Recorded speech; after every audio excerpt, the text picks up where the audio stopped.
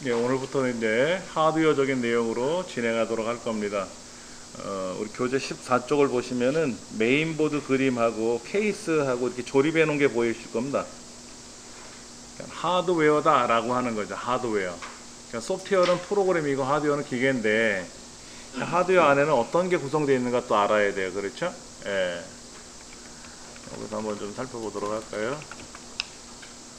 이제 하드웨어의 구성. 얘는 어떤 게 있을까요? 먼저 메인보드가 있겠고요. 메인보드에다가 우리 뭐를 꽂죠? CPU를 꽂겠죠. CPU. 그 다음에 이제 메모리. 이게 주기억 장치죠. 그 다음에 이제 보조기억 장치를 달아야 돼요. 보조기억 장치. 보조기억 장치는 이제 SSD라든지 하드디스크라든지 이런 것들을 이제 많이 사용을 하게 되죠. 예.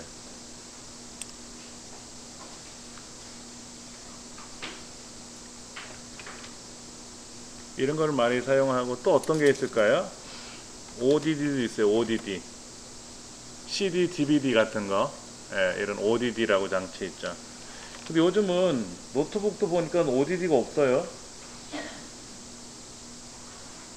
그렇죠. ODD가 없어서 ODD가 있는 거를 구매하려면 아무래도 노트북 자체가 두꺼워져요.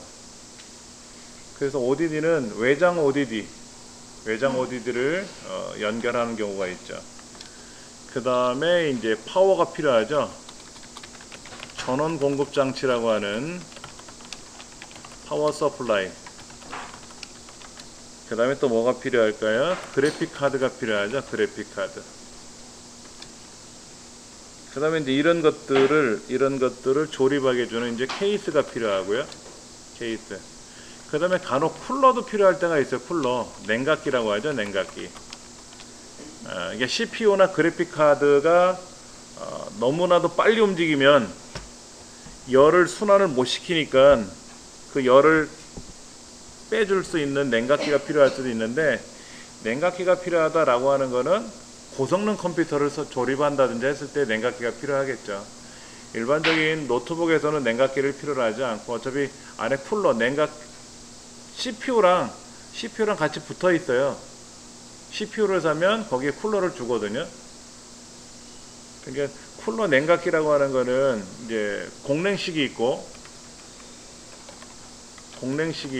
이거는 이제 제공해 주는 거고요. 그 다음에 이제 순행식 쿨러가 필요할 때도 있을 겁니다. 뭐 거의 잘 안 쓰겠지만, 전문가들이 아니면 안 쓰겠지만은, 우리 강의실에는 그 컴퓨터, 우리 강의실이 아니라 우리 그 교재 보이는 거는 CPU 자리 꽂는 자리가 굉장히 넓어요. 공간이 굉장히 큽니다. 이걸 봐서는 보통 컴퓨터는 아닌 것 같아요. 예. 그 다음에 그래픽 카드가 지금 하나, 둘, 세 개 정도 두 개 꽂혀 있는 것처럼 보이는데, 그림상으로는 메모리 슬롯도 있고요. CPU는 그렇게 생겼습니다. CPU에 보면 노랗게 보이는 부분은 순금입니다. 순금이고요. 그다음에 파워 서플라이 있고요. 메인보드 있고요. 메인보드 그림이 약간 다르죠? 왼쪽 14쪽에 나와 있는 메인보드랑 15쪽에 나와 있는 메인보드가 살짝 다른 것 같아요. 보시는 요 그림, 오른쪽에 있는 요 그림이 이제 CPU고요. 여기 있는 거는 이제 트랜지스터, 진공관, 뭐 집적 회로, IC, 반도체라고 하는 것들이 들어가고요. 메모리가 이렇게 금장으로 되어 있는 메모리가 있고 은장으로 되어 있는 게, 처음에 메모리는 은으로 되어 있었습니다. 접속 단자가. 그러다가 이제 금으로 바꿨죠. 금이 아무래도 전기 전도율이 가장 빠르기 때문에 은으로 하던 거를 금으로 교체했습니다. 그러니까 비싸요. 메모리가 금을 달아놨어. 근데 여러분 금이요 1g 있죠. 1g을 늘리면 2600m 늘어난대요. 실처럼 얇게 늘리면, 사람이 못 늘릴 기계로 늘리면 그렇게 많이 늘어나니까 여기다 금 입혀봤자 얼마 안 될 거예요. 금박 같은 거 입히는 건데 찢어지면 안 되니까 좀 특수적으로 잘 해서 만들어 놨겠죠. 그 다음에 이제 메인보드 그림을 좀 보여드릴 텐데요. 요렇게 이제 메인보드가 보이죠. 그렇죠? 예.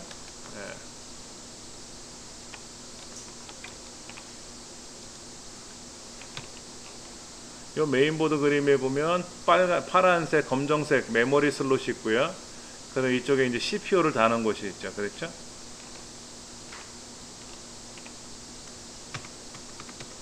컴퓨터가 이상하네.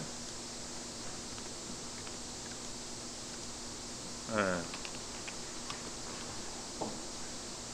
잠깐만요. 다시 한번 좀 볼게요. 예, 이쪽에 CPU 슬롯이 있고요. 그 다음에 이제 소켓이라고 해서 이제 잠그는 거죠. 메모리 슬롯이 보이고요. 그 다음에 그래픽 카드 꽂는 자리가 이렇게 파랗게 돼 있네요. 파랗게. 여기를 확장 슬롯이라 그래요. 예를 들어서 TV 수신 카드라든지 이런 걸 여기다 달기도 하고, 요 하얀색 요 확장 카드 슬롯은 지금 거의 안 씁니다. PCI 방식이라고 하는 건데요. 이거는 거의 안 쓰고, PCI 익스프레스 검은 거는 짧은 거 1배속, 파란색, 하늘색으로 된 거는 뭐 16배속, 24배속 해서 성능이 좋은 그래픽 카드는 여기다 달죠. 그 다음에 오른쪽에는 이제 하드 디스크라든지 SSD, DVD 같은 장치를 연결해주는 SATA 포트. 하여튼 뭐 되게 많아요. 그렇죠? 얘는 보시면 CPU 꽂는 자리가 여기 있고요. 메모리 꽂는 자리가 4군데가 있고, 그래픽 카드 꽂는 자리가 파란색, 하얀색, 검정색 3개를 꽂을 수가 있네요. 메인보드가 좀 커요. 이거 비쌀 거예요, 아마도. 그 다음에 요거는 오래전에 사용하던 메인보드 그림인 것 같아요. 오래전에 사용하던 메인보드는 CPU 아래에 이렇게 칩셋이 하나 밑에 또 2개가 있어요. 얘는 자세히 보시면 얘도 칩셋이 여기도 하나 있고 여기도 있고, 얘는 칩셋이 하나만 있죠? 여기 CPU 자리하고 여기 칩셋 하나만 있어요. 근데 가면 갈수록 보세요. 이렇게 조그만 것도 있고요. 오른쪽에 있는 것처럼 큰 것도 있습니다. 메인보드가. 메인보드가 크다는 얘기는 뭐예요? 뭐 많이 연결할 수 있다는 거겠죠. 많이 연결할 수 있는 거. 근데 많이 연결하지도 않을 건데 굳이 비싼 거 살 필요는 없죠. 비싸요, 얘네들은요. 이렇게 미니 마이크로 ATX라든지 하여튼 케이스 조그만 거 사시는 게 좋죠. 조그만 게. 예, 많이 연결할 수 있잖아요. 그렇죠? 오른쪽에 노란색이나 이런 것들 많이. 이건 아주 오래전에 나온 메인보드인데 하여튼 이렇게 크기가 여러 개가 달라요. 예.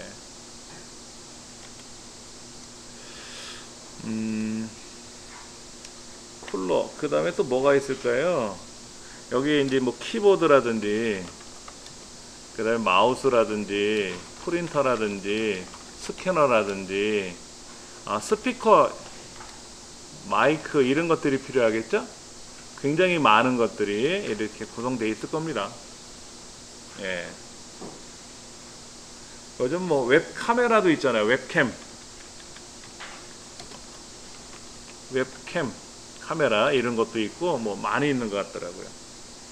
근데 가장 많이 쓰는 거는 일단 케이스에다 조립을 해야 되니까 케이스하고 메인보드하고 전원 공급 장치, 그래픽 카드는 없어도 사용은 가능합니다. 메인보드에서 지원하니까. 메모리, 그 다음에 하드 디스크 대신에 요즘은 SSD라고 하는 장치를 많이 사용한다고 했으니까 그렇게 사용한다든지. 그래서 요즘은 노트북을 구매할 때도 조립 비슷하게 해요. SSD 뭐 256기가, 그 다음에 하드 1테라 1000기가짜리 이렇게 해서 두 개를 달게끔 미리. 아예 처음부터 이렇게 달아서 가져오면 편하죠. 중간에 노트북을 뜯어가지고 본인이 조립하려면 어려우니까 미리 그렇게. 삼성이나 LG 같은 경우도 그렇게 추가 확장 슬롯이 다 있어요. 삼성이나 LG는 너무 비싸서 못 쓴다고 하지만 그렇지 않아 일반 노트북들은 그렇게 많이들 해요. 업그레이드를 처음부터 요청을 할 때 기존에 SSD가 뭐 120짜리가 있다 그럼 얘를 250으로 바꾼다든지 500으로 바꾼다든지 이렇게 교체해서 주문을 하면은 교체된 상태로 주문이 오죠. 메모리도 더 추가해서, 메모리가 이제 4기가 그러면 좀 느리니까 용량이 작으니까 8기가 이렇게 한다든지, 예.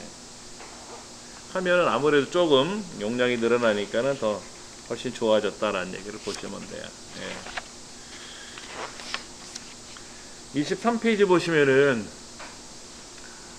이제 우리 컴퓨터들이 어떻게 하면 잘 작동되느냐 하는 것들이 있는데, 사실은 이 책에 나와 있는 내용은 그거예요. 사실은 고장나는 일이 거의 없는데 그런 거를 대비해서 한번 책을 만들어 본 거예요. 고장나는 거를 대비해서. 컴퓨터가 켜지지 않는다. 어떤 문제가 있을까요? 정전 이거 말고 기계적인 결함이 생겨서 안 켜지는 경우는 있을 거예요. 그렇죠? 그러니까 얼마나 오래동안 안 썼으면 안에 뭐가 문제가 생겼냐라고 생각할 수도 있고요. 기계는 사용하지 않다가 오랫동안 꺼놓은 상태로 사용하면은 그 다음에 이따가 켜놓으면 잘 안 되는 경우도 있어요. 특히 그 메인보드 안에, 이 메인보드 안에 건전지가 들어 있습니다. 여러분들, 이 메인보드 안에 건전지가 이렇게 조그맣게 들어 있는데, 여기 건전지가 들어 있잖아요. 여기 오른쪽에 요거요.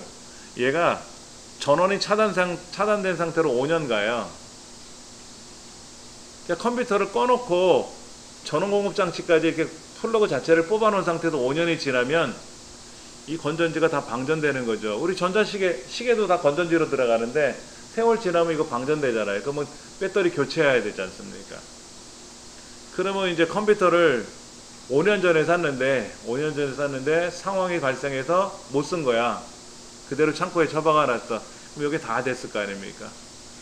그래서 전원을 켜면 그 시점의 날짜로 계속 기억하다가 5년이 지나더라도 안에서 날짜 시간을 기억하고 있는데 이게 방전되면 어떻게 돼요? 5년 전 날짜로 나오거든요. 그럼 컴퓨터가 지금 컴퓨터 입장에서 2019년인데 5년 전 날짜로 나오면은 뭔가 어긋나잖아요. 그렇죠? 그러면 이제 삑삑삑 거려요. 화면에도 떠요. 배터리 불량 뭐 이렇게 뜨기도 하고, 안에 이제 내용을 점검하세요라고 나타나죠. 그렇죠? 그것도 우리가 좀 생각을 해봐야 돼요. 그 다음에 컴퓨터를 켜놓고 키는데 뭐가 이렇게 타는 냄새가 느낀다 그러면 컴퓨터 안에 회로가 어디가 이제 문제가 생긴 셈이죠. 그런 경우 여러분 경험 있으세요? 가전제품을 사용하는데 갑자기 뭐 이렇게 퍽 하더니 막 고약한 냄새가 나고 이런 거, 그런 경험이 나면 굉장히 짜증스럽죠. 어디가 뭐가 나간지 모른단 말이에요. 그럴 때는 일단 멀티탭을 끄셔야 돼요. 멀티탭을 끄셔가지고, 저 같은 경우는 전원 공급 장치하고 그래픽 카드가 터진 적이 있어요. 그래픽 카드 터지면 10만원, 20, 30만원씩 하는데 안에 회로 구성 부분이 타버리면 버려야 되잖아요. 그때 용산에 가시면은 이제 그런 것만 전문적으로 수리해 주는 데가 있거든요. 그럼 부품 한 10,000원이면 교체가 되거든요. 수리가 몇십만원 주고 새로 사는 게 아니라. 전원 공급 장치 같은 경우에는 한 5년 정도 무상으로 서비스를 해줘요. 그래픽 카드도 무상으로 서비스 해주는데, 안에 회로가 터졌다라고 하는 거는 뭐 본인 문제가 될 수도 있고 기계 불량일 수도 있고, 일단 서비스 센터에 가져가면은 거기서 판단을 하겠죠. 요거는 비용을 좀 내셔야 되겠네요 라든지. 근데 서비스 기간이 지난 거는 뭐 무조건 다 사용자 문제죠. 전원 공급 장치는 한 5년 정도 갑니다. 5년 정도 간다는 얘기는, 무상 서비스 기간이 5년이란 말은 의미를 잘 하셔야 돼요. 5년 동안은 고장이 안 난다, 이렇게 생각하시면 되죠. 요놈의 장치는 3년마다 고장이나, 그런데 무상으로 5년을 해준다, 절대로 그러지 않아. 그렇잖아요. 여러분 노트북은요, 무상 서비스 기간이 1년입니다. 1년 동안은 어떤 일이 있어도 고쳐주겠다 이거지. 근데 1년이 지나면, 1년 금방 지나가잖아요. 근데 부닥치다가 뭐 넘어지다가 뭐 쏟아지고 이렇게 백팩에다 메고 가도 막 뛴다든지, 핸드백에다 이렇게 조그만 노트북 얇은 거 그램 이런 거 놓고 가다가 지하철 문짝 같은 데 쿵 부닥쳐 버리면 손상 입을 수 있거든요. 그러니까 사실은 노트북이라는 게 휴대용 컴퓨터인데 잘못 휴대를 하면 부서져 버릴 수가 있어요. 이제 그런 것들은 우리가 좀 고민을 해봐야 되겠죠. 그러면 이제 뭐 전원 공급 장치는 뭐 그렇게 해서 교체하면 된다. 그 다음에 전원 공급 장치 안에 먼지가 많이 들어갈 수 있어요. 여러분 뒷사람 컴퓨터를 한번 보세요. 오른쪽으로 도셔가지고 뒷사람 본체 위를 보시면 위에가 전원 공급 장치가 있거든요. 아까 우리 교재에는 14페이지에는 전원공급 장치 아래쪽에 그림이 그려져 있었는데 우리 강의실 거는 위에 있어요. 보편적으로 위에 많이 있었습니다. 거기 구멍이 숭숭 뚫려 있죠? 거기에 이제 바람이 들어가는 거예요. 그러면 그 안에 또 팬이 돌아갑니다. 팬이 돌아가서 밖에 있는 공기가 안으로 들어가고 전원공급 장치 안에 우리 14페이지 보시면 거기 팬이 큰 게 보이잖아요. 그렇죠? 예. 그러면 이제 전원공급 장치에 의해서 공기를 안으로 집어넣어 주는 거니까 안으로도 이제 좀 선선한 바람이 들어올 수 있겠죠. 그렇죠? 뭐 찜질방 안에서 컴퓨터를 쓰면 안 되겠지. 뜨거운 바람이 들어올 테니까. 그런데 이제 팬이 돌아가는 과정에서 먼지가 유입이 되면 먼지가 잘 빠져나가면 괜찮은데 안에 팬에 여러분 선풍기 날개에도 먼지 끼잖아요. 그거 똑같은 거예요. 팬도 날개로 되어 있으니까 거기 먼지가 껴버리면 어떻게 돼요? 아무래도 불편한 현상이 발생할 수 있다는 얘기죠. 그렇게 하시면 뭐 충분히 하실 수가 있는 거고요.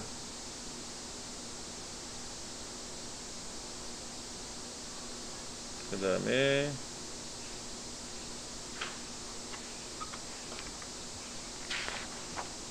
이렇게 안에 뜯으시면 안 돼요.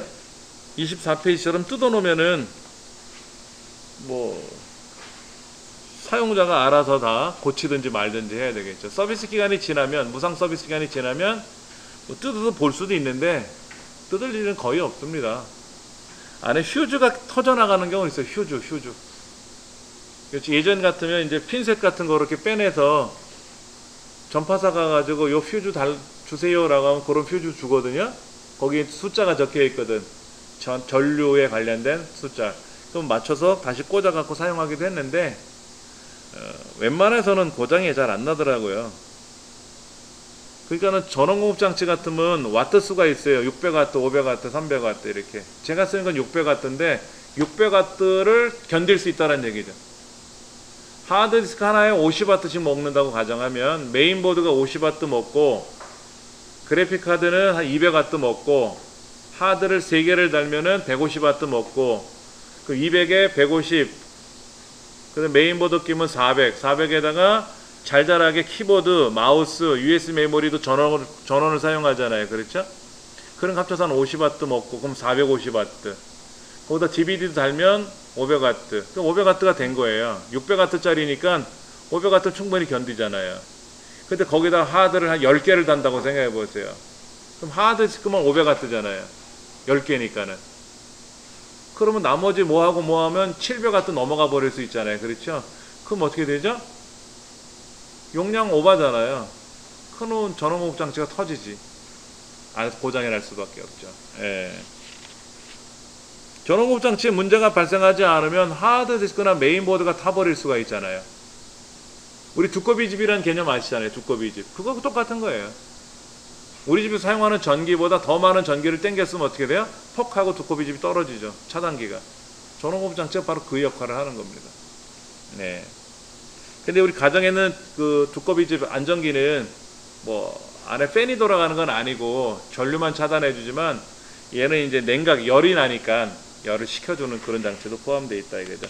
그러다 보니까는 안에서 먼지가 껴가지고 그 뭐 정전기라든지 뭐 이런 것들 다 검사해서 이상이 없게끔 제작을 하지만 사용 중에 그런 이제 안 좋은 일이 발생할 수 있다라는 얘기죠.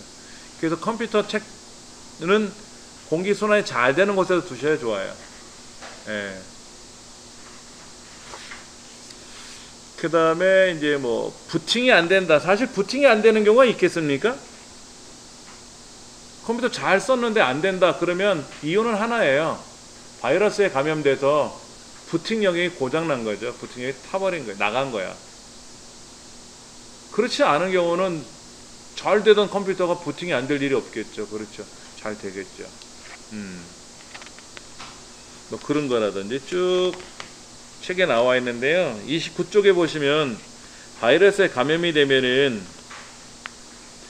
거기 뭐라고 써있냐면 MBR이 훼손되었다면 이렇게 만약에 Missing Operating System이라는 메시지가 표시된다. 그 다음에 파티션이 손상된 경우라면 No ROM Basic System Halt 이렇게 써있다. 뭐 이렇게 나와 있는데 즉 그 바이러스에 감염이 됐다라고 하면 안 켜지죠. 안 켜지니까 어떻게 됩니까? 그 애를 검사를 못하죠. 그래서 수시로 검사하셔야 돼요, 여러분들이. 예, 어느 날 갑자기 뻥 하고 바이러스에 감염돼서 부팅이 안 된다. 그런 일이 그냥 소 잃고 외양간 고치는 셈이 되는 셈이에요. 그러지 않게끔 미리미리 점검을 잘 하셔야죠. 예. 그 다음에 그 위에 네 번째 설명에 보면 1번, 2번에서 뭐 하드디스크 타입이 다른 경우 뭐 점퍼 설정 오류 이런 말이 나와 있는데 이거는 옛날 얘기입니다. 지금은 점퍼 설정 같은 거 안 해요. 그냥 꽂으면 다 작동돼요. 예. 아까도 말씀드린 이 책은 온갖 사양을 다 사용을 그런 이유를 다 대서 책을 만든 거라서 설명서로 보기에는 참 좋습니다만 이런 일은 거의 없다. 그리고 있을 수가 없다. 지금은 환경이 달라져서. 예. 그 다음에 또 책 보시면은 30페이지에 과열로 인한 문제 해결하기라고 있어요. 열이 왜 날까요? 열을 빼주지 못해서 그런 거죠. 우리 사우나에다 한 2시간 집어넣으면 어떻게 돼요? 익어버릴 거 아니에요. 사람이 막 죽어나죠. 그렇죠. 예전에 그 예능 코너 중에 그 유재석 씨 나오는 그런 코너였는데 사우나 같은 데 들어가서 뭐 얘기 토크하고 이런 거 하더라고요. 그때도 좀 봤던 게 불편한 게 뭐냐면 위험하거든요. 목욕탕 같은 데 가서 스태프들은 거기 카메라맨들은 다 앞에서 이렇게 촬영을 하고 있고 밖에서 촬영하고 안에 있는 사람들은 그냥 막 죽어나는 거죠. 그래서 나름 견디면 뭐 보상을 해주고 뭐 이런 코너가 있는데 그때는 방송들이 그랬잖아요. 괴롭히면 우리들은 희열을 느끼는 거지. 위험한 거죠. 그렇죠. 그래서 찬 거로 좀 식혀줘야 되죠. 그렇죠. 그러니까 공냉식이라고 하는 거, 우리 자동차도 안에 냉각수가 들어가고 공냉식이 돌아가고 이렇게 하잖아요. 순행 공냉 하지 않습니까? 자동차도. 예, 그런데 컴퓨터도 마찬가지예요. 공냉으로 열을 식히는 게 해결이 안 된다면은 아까 말씀드린 대로 순행식 쿨러를 달아서 에어컨처럼 시원하게 만드는 거예요. CPU에 있는 열을, 여러분 아까 그 CPU 그림 보셨잖아요. 그렇죠. 아까 CPU 그림이 요거 CPU가 열을 어마어마하게 냅니다. 제가 아주 오래전에 불량이 난 경우를 한번 써봤는데 100도? 95도? 막 이렇게 올라가요. 평상시에도 얘가 열 받으면요 7, 80도씩 올라갑니다. 그럼 요거 위에 쿨러가 있어서 냉각으로 열을 식혀줘야 되는데 그게 못 견디면 난리가 나는 거죠. 그럼 컴퓨터 멈춰요. CPU가 열을 받아가지고 못 견딜 것 같으면요 그냥 퍽 하고 나가는 게 아니라 시스템을 종료시켜 버립니다. 윈도우를 스스로 보호하는 기능이 들어가서 갑자기 퍽 하고 나가버려요. 그럼 이유가 있겠지. 이제 살펴봐야지. 그런 거라든지 그런 일들이 많이 발생하더라고요. 솔직히. 그러니까는 우리 그 다나와 사이트에 가서 제가 많이 이제 설명을 드린다고 했는데 다나와라는 사이트를 제가 여기다 링크를 걸어놨어요. 제 홈페이지 초기 화면 오른쪽에 다나와 사이트를 링크를 걸어놨는데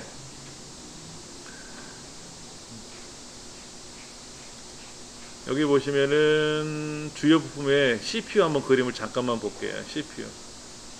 이게 CPU인데 CPU는 조그매요. CPU는 되게 조그맣고요. 요거 조그만 게 CPU고요. 이건 쿨러예요. 쿨러. CPU는 우리 손가락 3개 합쳐놓은 거 저는 좀 두툼한 편인데 이거보다 작아요. 네. 크게 이렇게 크지 않습니다. 그러면 여기서 열이 많이 나니까 여기 요 박스 위에 조그맣게 하나 들어 있습니다. 그 나머지 크기는 이거 공간은 쿨러예요. 쿨러. 예. 한번 볼까요?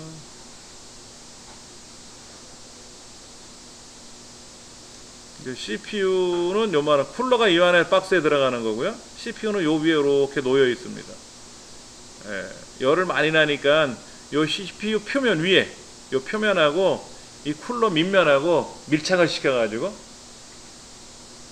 CPU에서 나오는 열을 쿨러로 바로 전달을 시켜가지고 여기는 알루미늄이 되어 있거든요. 그 여기에 열이 분산된단 말이에요. 그럼 팬이 돌면서 열을 밖으로 빼주는 거죠. 밖으로 빼주는 거지. 예. 그래서 사람들 중에서도 저처럼 이렇게 스트레스 많이 받는 사람들은 탈모가 심한 거예요. 위에 뚜껑에 열이 나니까 이거를 해결을 못 하잖아요. 그렇죠? 여기다 차가운 뭐를 이렇게 올려놓으면 좀 된다는데, 그래서 스트레스 많이 받는 사람들, 스트레스를 풀어야 되는데 풀지를 못하는 사람들은 탈모가 심할 수밖에 없대요. 컴퓨터도 그래요. 탈모가 아니에요. 컴퓨터는요, 열이 많이 나면 퍽 하고 멈춰버릴 수가 있어요. 그런 거라든지. 그러면 여러분들 데스크탑은 안에 쿨러가 있어서 CPU에 쿨러가 달려있죠. 전원공장치도 쿨러가 달려있죠. 그 다음에 우리 책의 그림에 보면은 있을라나요? 여기는 안 보이는데 이 그림을 보여드릴게요. 이게 이제 우리 컴퓨터의 그림이라고 보면은 요거잖아요. 위에 여기 이제 전원공급장치인데 여기도 구멍이 뚫려 있지만 이쪽에도 구멍이 숭숭 뚫려 있잖아요. 얘는 슬림이에요. 슬림이지만 우리 강의실 것 같은만 해도 뒷사람 컴퓨터를 보시면 쿨러 밑에 또 팬이 하나 돌아가잖아요. 오른쪽으로. 그렇죠? 메인보드 오른쪽으로. 거기도 열을 빼주는 거예요. 그런데 이제 이런 장치들을 우리가 저렇게 사용한다고 생각해 보세요. 우린 서랍이 이렇게 안에 컴퓨터 책장이 안에 들어가 있고 뒤가 열려 있는데 어느 학교에 가보면은요 꽉 막혀 있어요. 앞뒤가. 애들 손 대지 말라고. 그럼 열이 어떻게 될까요? 안에 머물러 있겠죠. 머물러 있어. 그러면 일찍 고장나요. 그래서 저는 한동안 뚜껑을 열어놓고 사용했었어요. 케이스 뚜껑을. 그랬더니 시원한 건 좋은데 먼지가 더 들어가요. 그건 좋지는 않겠더라고. 지금 여기 보면 그렇게 CPU를 청소한다고 하는데 CPU를 청소하는 게 아니라 쿨러를 청소하겠죠. 쿨러는요 이렇게 에어 있잖아요. 에어 이걸 가지고 뿜어주면 되는데 쿨러를 잡고 뿜어야 돼요. 그냥 쿨러를 대다고 에어를 뿜으면 바람개비처럼 돌아가기만 합니다. 면봉 있죠. 면봉으로 쿨러 팬을 잡고 면봉으로 닦아주세요. 먼지 부분을 이렇게 긁어내듯이. 그리고 물티슈 같은 거로 물 너무 흐르면 안 되니까, 메인보드에 흐르면 안 되니까 닦아주시고 겉에. 그 다음에 요지 같은 거로, 기다란 요지 같은 거로 먼지를 좀 파내주시고. 그런 방법도 있어요. 이 에어캔 같은 건 조심하게 쓰셔야 됩니다. 얘를 눕혀서 쓰시면 큰일 나요. 영하 40도로 나와요. 에어캔은요 굉장히 위험합니다. 그냥 세워서 쓰면 괜찮은데 눕혀서 쓴다거나 세워서 쓰면 되는데 엎어놓고 사용하면 안 돼요. 우리 부탄가스도 마찬가지입니다. 엎어놓고 쓰시면 안 돼요. 그 다음에 노트북 같은 경우는 열이 어디로 빠져나가요? 왼쪽으로 빠져나가는 경우가 있어요. 왼쪽으로. 노트북 왼쪽으로. 그리고 아래쪽으로 빠져나가는 것도 있어요. 아래쪽으로. 제가 쓰는 노트북은 뒤로 빠져나가요. 뒤로 빠져나가게끔 지금 설계가 되어 있는 건데, 아래쪽으로 빠져나가는 것 같으면 요렇게 그러니까는 뭐 독서대처럼 생긴 거죠. 요런 걸 하나 사셔가지고 거기다가 USB 연결하면 팬이 돌거든요. 그러면 열을 더 많이 밖으로 빼주죠. 저는 독서대에다가 나무젓가락을 샵처럼 이렇게 엮어놨어요. 케이블 타이를 묶어서 독서대에다가 그 나무젓가락을 이렇게 그물처럼 엮은 거를 하나 두고 그 위에다 노트북을 올려놔요. 그러면 독서대 보면 요 고리 있잖아요. 책장 넘어가지 말라고. 그걸 노트북에다 딱 걸면 그렇게 넘어가지는 않더라고요. 그러면 밑에가 좀 떠있는 셈이잖아요. 그렇죠? 열이 좀 빠져나가는 현상이 되더라고요. 뭐 그런 식으로 환경을 하셔도 되고 뭐 사셔도 되는데 굳이. 그 다음에 한번 페이지 넘겨보세요. 이렇게 냉각팬에 보면 이렇게 먼지가 쌓일 수가 있단 말이야. 팬이 돌면서. 그러면 냉각이 전혀 안 되는 거죠. 우리 책에 보면 얼마나 방치해놨으면 이렇게 먼지가. 그러니까 선풍기도 여러분들 이제 여름철 쓰시고 나면 청소하시거나 그렇게 하시지 않습니까? 먼지 때문에 사람이 불편한 거지. 근데 이 노트북도 보면 이렇게 먼지가 쌓여있으면 안 되니까는 이거는 분해를 해서 뜯은 거예요. 뜯어가지고 이거를 본 건데 우리는 이렇게 못 뜯잖아요. 그러면 요지 같은 거로 긁어내시면 돼. 그 기다란 요지 같은 거 그런 거 구하셔가지고 하시면 돼요. 그리고 저는 노트북 옆에다가 미니 선풍기 있잖아요. 잘 안 쓰는 미니 선풍기 같은 걸 하나 두어가지고 밑에다가 주변에다가 미니 선풍기를 좀 틀어요. 그러면 열이 좀 빠져나가죠. 예. 그런 거라든지 뭐 여러 가지 방법을 통원해서 사용을 해야 돼요. 그 다음에 페이지 보시면 34페이지에 프로그램이 뭐 느려 실행되지 않는 문제가 발생하기도 하고 갑자기 컴퓨터가 느려졌다 이런 얘기 하는데 이런 경우는 무슨 이유일까요? 바이러스 때문에 그런 거예요. 그러니까 백신을 여러분 사용하셔야 됩니다. 백신을 사용하셔서 알약이나 V3 라이트를 해서 정기 점검을 꼭 하셔야 됩니다. 그리고 윈도우 10 같은 경우에는 자체 백신이 있다 그랬잖아요. 얘들이 점검을 해요. 스스로 이상이 있는지 없는지를 점검해서 이상이 있다 그러면 이상이 있어갖고 뭐를 점검했어요 라고 알려주고, 몇 번을 두 번을 검사했는데 이상이 없네요 라고 보고서를 화면에 띄워주기도 하고 그러더라고요. 그 다음에 35페이지에 나와 있는 뭐 화면이 울렁거린다 라는 거, 여러분 화면 울렁거리는 경험 해보셨어요? 옛날 브라운관 모니터는 이런 현상이 발생해요.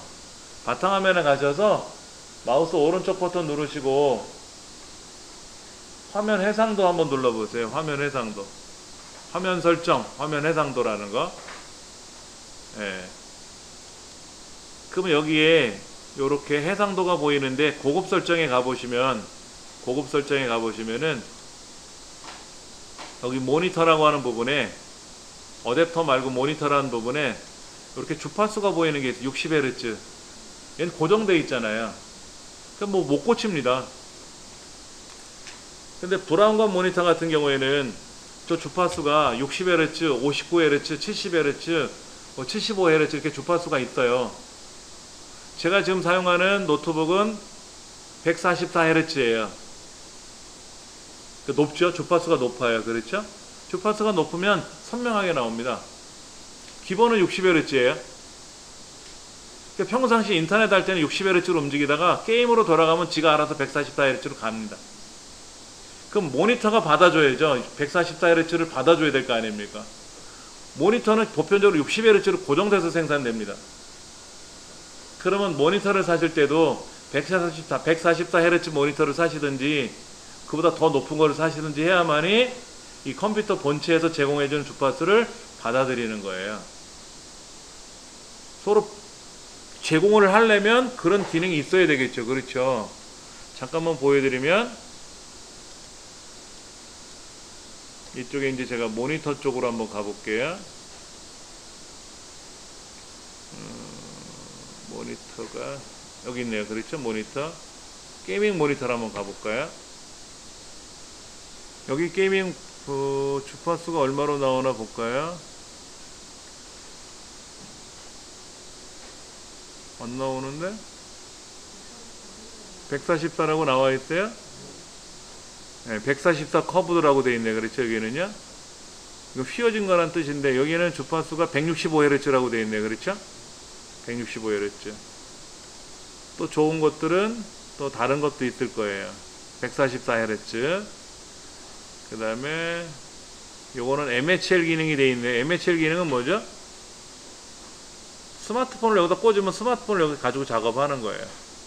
갤럭시 노트 10 같은 경우 보니까는요, 여기 모니터에다 연결하니까 핸드폰은 핸드폰대로 놀고 핸드폰이 여기 컴퓨터처럼 뜨더라고요.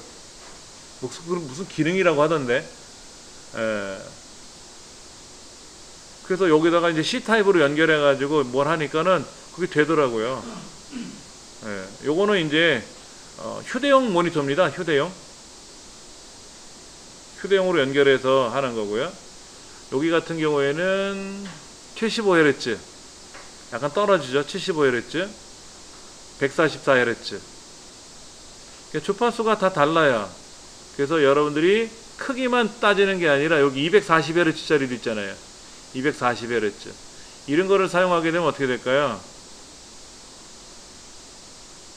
240 Hz니까 훨씬 좋겠죠. 커브드는 이렇게 휘어진 거를 커브드라 그래요.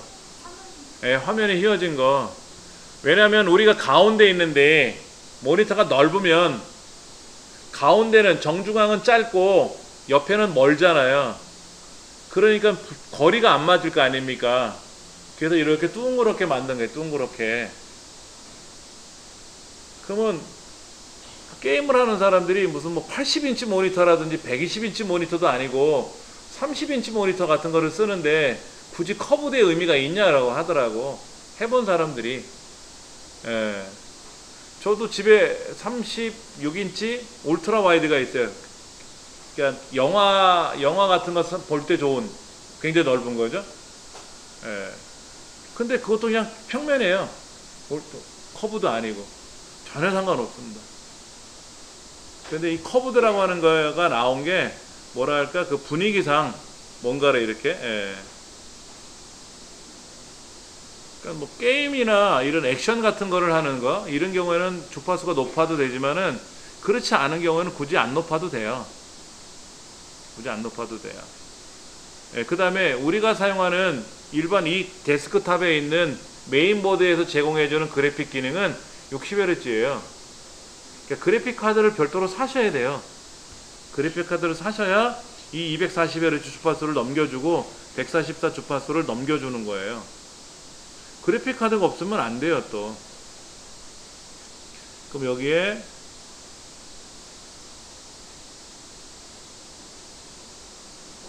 주요 부품에 보면 그래픽 VG라고 있는데 이런 그래픽 카드를 별도로 사셔야 되는 거예요.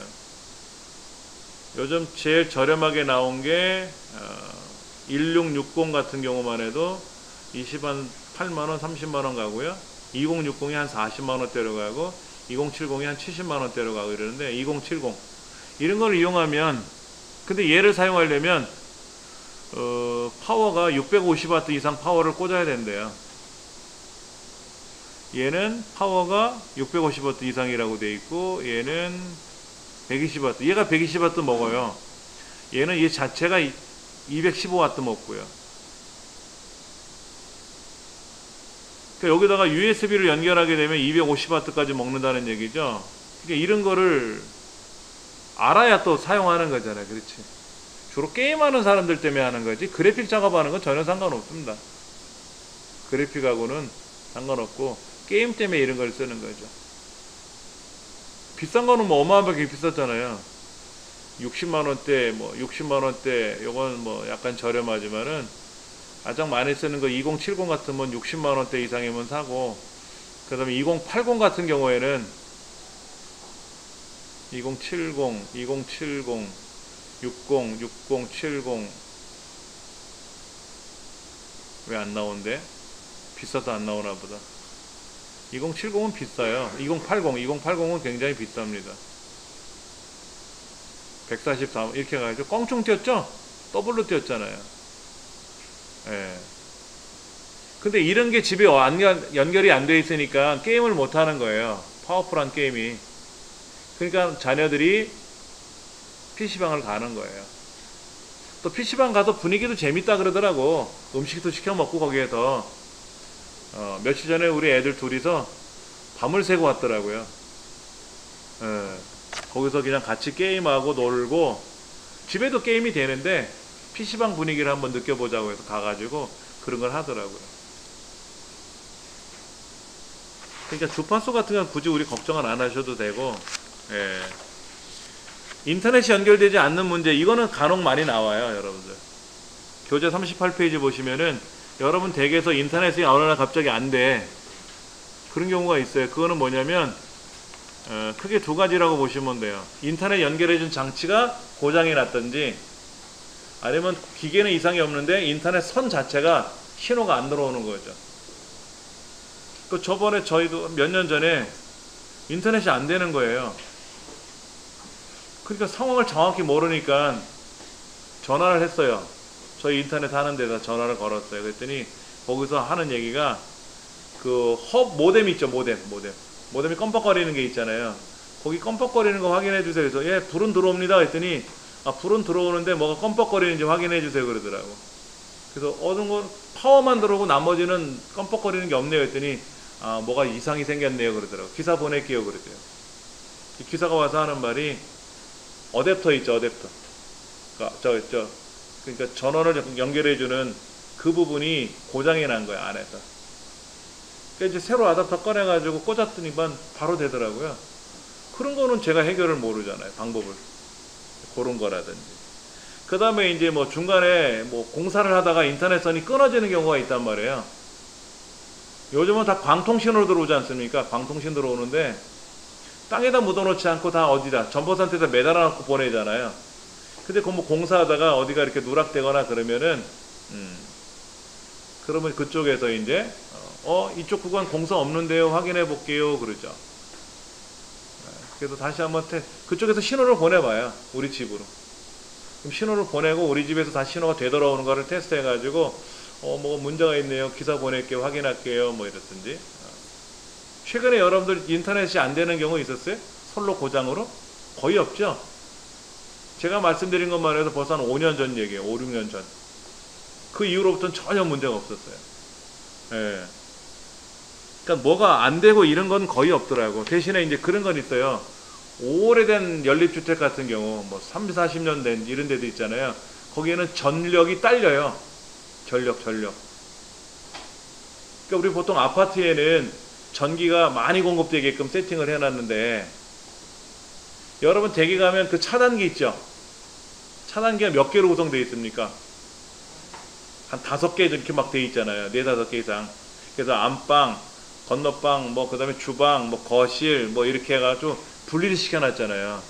근데 오래된 아파트 이런 데는, 오래된 그 연립주택이나 이런 단독주택 같은 경우에는 옛날 두꺼비 집으로 연결되어 있다 그러면 전력이 약하게 들어오는 거거든요. 거기에다 컴퓨터 같은 경우는 전력이 약간 미흡하게 들어오면 작동이 안 돼요, 제대로. 안 켜지는 경우도 있어요. 그런 거라든지. 그런 경우는 이제 뭐 한전하고 통화를 해서 전력 테스트를 해본다든지 뭐 이런 거를 해보면 되겠지만은, 그렇지 않은 경우에는 뭐가 안 된다 이런 거는 솔직히 제가 없는 것 같아요. 스피커가 어느 날 갑자기 소리가 안 난다? 41페이지처럼? 그런 경우도 역시 여러분 있으셨습니까? 거의 없잖아요. 그렇죠? 근데 요거 한번 잠깐 보세요. 41쪽에 보면 단자가 3개죠? 붉은색이 마이크 선이고요. 마이크 잭이고, 가운데 연두색, 녹색이 스피커 잭입니다. 이어폰을 꽂는 거예요. 그 다음에 파란색은 뭐냐면요, 외부 입력 단자라 그래서 카세트 같은 거 있죠. 카세트. 예전에. 또 외부에 있는 어떤 장치를 일로 선을 연결해서 신호를 컴퓨터로 받게끔 하는 거. 외부 입력 단자라 그래요. 거의 안 쓰죠. 외부 입력 단자 안 써요. 뒷면에만 있죠. 앞면에는 없잖아요. 우리 컴퓨터 앞면에는 없잖아요. 예. 제가 최근에 스피커를 하나 새로 샀는데, 얘는 입력하는 걸 2개를 꽂을 수가 있더라고요. 그러니까 컴퓨터 하나 꽂아놓고 하나는 뭐 텔레비전 꽂아놓고 이런 식으로 꽂아놓고 나서 안에서 버튼만 눌러주면 이쪽 소리 저쪽 소리를 따로 해서 한꺼번에 들리진 않고 따로따로 이렇게 할 수 있고, 블루투스도 연결이 되니까 스마트폰에서 이렇게 노래를 재생하면 스피커로 재생이 되니까 좋더라고요. 예. 인터넷상에서 한 12, 13만원 하는 거를 매장에 가서 직접 샀어요. 용산에. 자주 가는 매장에 있는데 약간 싸게 해주더라고. 현금으로 산다니까는 한 20, 30% 정도 할인해 주는 것 같아요. 예. 그래서 하나 사가지고 잘 쓰고 있습니다. 뭐 이런 경우는 사실은 그런데 이제 이런 건 있습니다. 모든 컴퓨터 안에 있는 장치들은요, 컴퓨터 안에 있는 장치들은 드라이버라는 게 돌아가요. 드라이버라는 말을 제가 좀 설명드릴게요. 드라이버. 하드웨어를 인식시켜주는 프로그램을 드라이버라 그래요. 우리가 보통 프로그램 그러면 응용 프로그램이라고 하죠. 응용 프로그램. 어플리케이션 소프트웨어, 어플, 앱이라고 불리는 거. 포토샵, 한글 2010, 엑셀 이런 것들. 이거는 응용 프로그램이라고 하고, 드라이버라고 하는 거는 프린터를 여러분 댁에서 구매하시면 프린터 프로그램 깔아야 되거든요. 프린터가 작동되게끔 해주는 프로그램은 드라이버라고 하고, 드라이버는 기본이 깔려야 돼요. 그렇죠? 그 나머지 이제 프로그램들이 있단 말이에요. 우리가 USB 메모리를 꽂으면 알아서 인식하잖아요. 드라이버가 세팅된 거예요. 기본적으로. 예. 그래서 편리하게 사용할 수가 있는 거죠. 편리하게. 그런 장치 드라이버들, 예. 장치 드라이버라고도 하는데, 이런 드라이버들이 업그레이드가 되는 경우가 있단 말이에요. 특히 그래픽 카드 같은 경우에는 굉장히 빠른 속도로 업그레이드를 해줘요. 그래서 뭐 지폴스, 아까 그 비싼 그래픽 카드 같은 거, 그런 거를 설치해 놓으니까는 거기에서 이제 업그레이드 할 게 있네요 라고, 업그레이드 해주세요 라고 하죠. 그럼 업그레이드 하는 동안은 뭐 영상이나 이런 게 제대로 작동을 하지 않을 텐데, 그러면 꿈뻑거렸다가 다시 작동이 돼요. 그럼 매번 업그레이드를 해주니까 좋고, 사운드 장치 같은 경우도 뭔가 기능이 좋아지면 업그레이드 한다고 화면에 뜨거든요. 그렇게 해서 또 업그레이드를 하고, LG 같은 경우나 삼성 같은 노트북이나 데스크탑도 자사 프로그램이 들어가면서 업그레이드 할 게, 업데이트 할 게 있으면 척척척 알아서 해줘요. 왜냐면 소비자들이 잘 모르잖아요. 그냥 한글 2010 사용하는 거나 잘하지, 그런 기계적인 걸 모르니까는 자동으로 세팅을 해줘요. 과거에는 그거를 소비자가 알아서 설정해주는 불편함이 있었는데, 지금은 그렇지 않고, 예, 편리하게 사용할 수 있습니다. 이 45쪽 한번 보세요.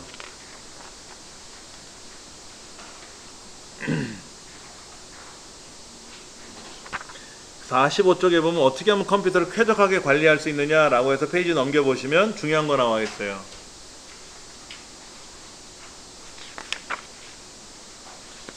거기 뭐라고 써 있습니까?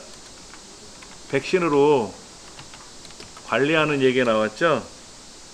그 다음에 디스크 단편화 제거라고 되어 있죠. 이거 조각모음이라고 했죠. 조각모음.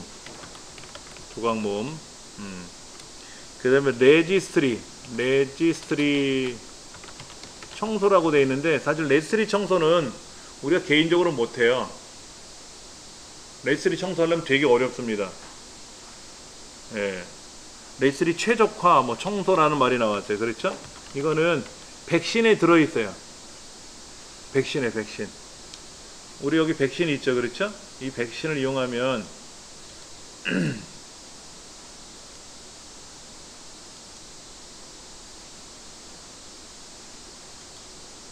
여기에 PC 최적화라는 것도 한번 눌러보면은요, PC 최적화, 여기 있는 PC 최적화를 누르면 백신에, 이건 유료 백신이지만 무료 백신에서도 나타나요.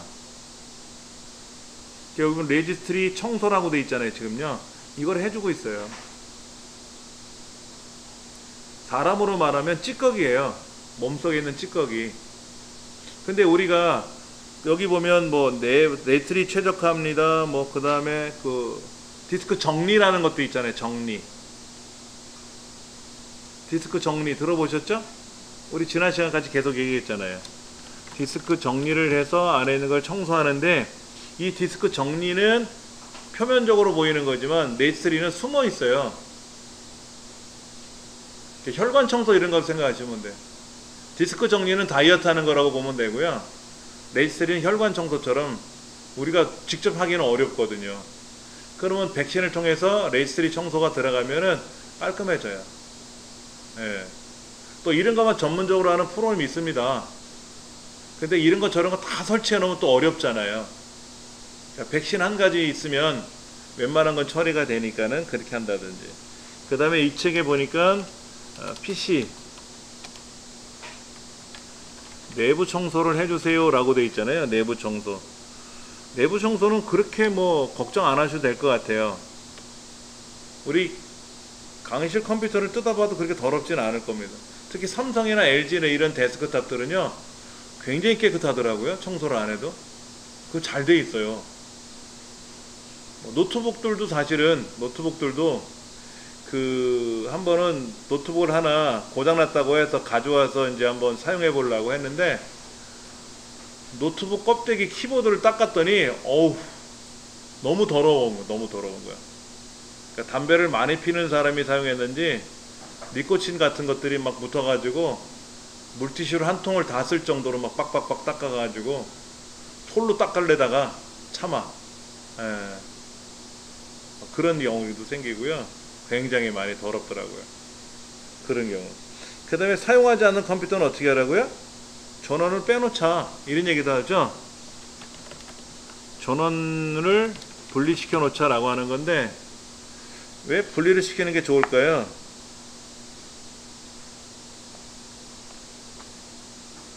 여러분들 그 멀티탭에 보시면 개별 스위치 달려 있는 거 있죠? 그걸 꺼버리시면 되지. 여러분들 댁에 있는 컴퓨터는 멀티탭에 연결되어 있죠? 그럼 멀티탭에 모니터, 스피커, 프린터, 보드, 저 본체 이렇게 꽂혀 있잖아요. 그 개별 스위치를 끄셔도 되고 통합 스위치를 끄셔도 되잖아요. 꺼 놓으셨다가 키실 때 또 통합 스위치 켜가지고 파워 누르면 본체 켜지고 모니터는 알아서 열릴 테고. 그렇게 보통 많이 사용하지 않습니까? 그런데 이제 그렇게 돼 있지 않은 경우에는 코드를 분리시켜야 된다. 왜냐면 그것도 전기 나가요. 계량기 돌거든. 한 달에 100원, 200원 돌아간단 말이에요. 그렇죠. 예. 어떤 분은 그 모뎀도 꺼놓으시더라고. 모뎀은 꺼놓지 마세요. 모뎀을 꺼놓으면 공유기가 안 돌잖아요.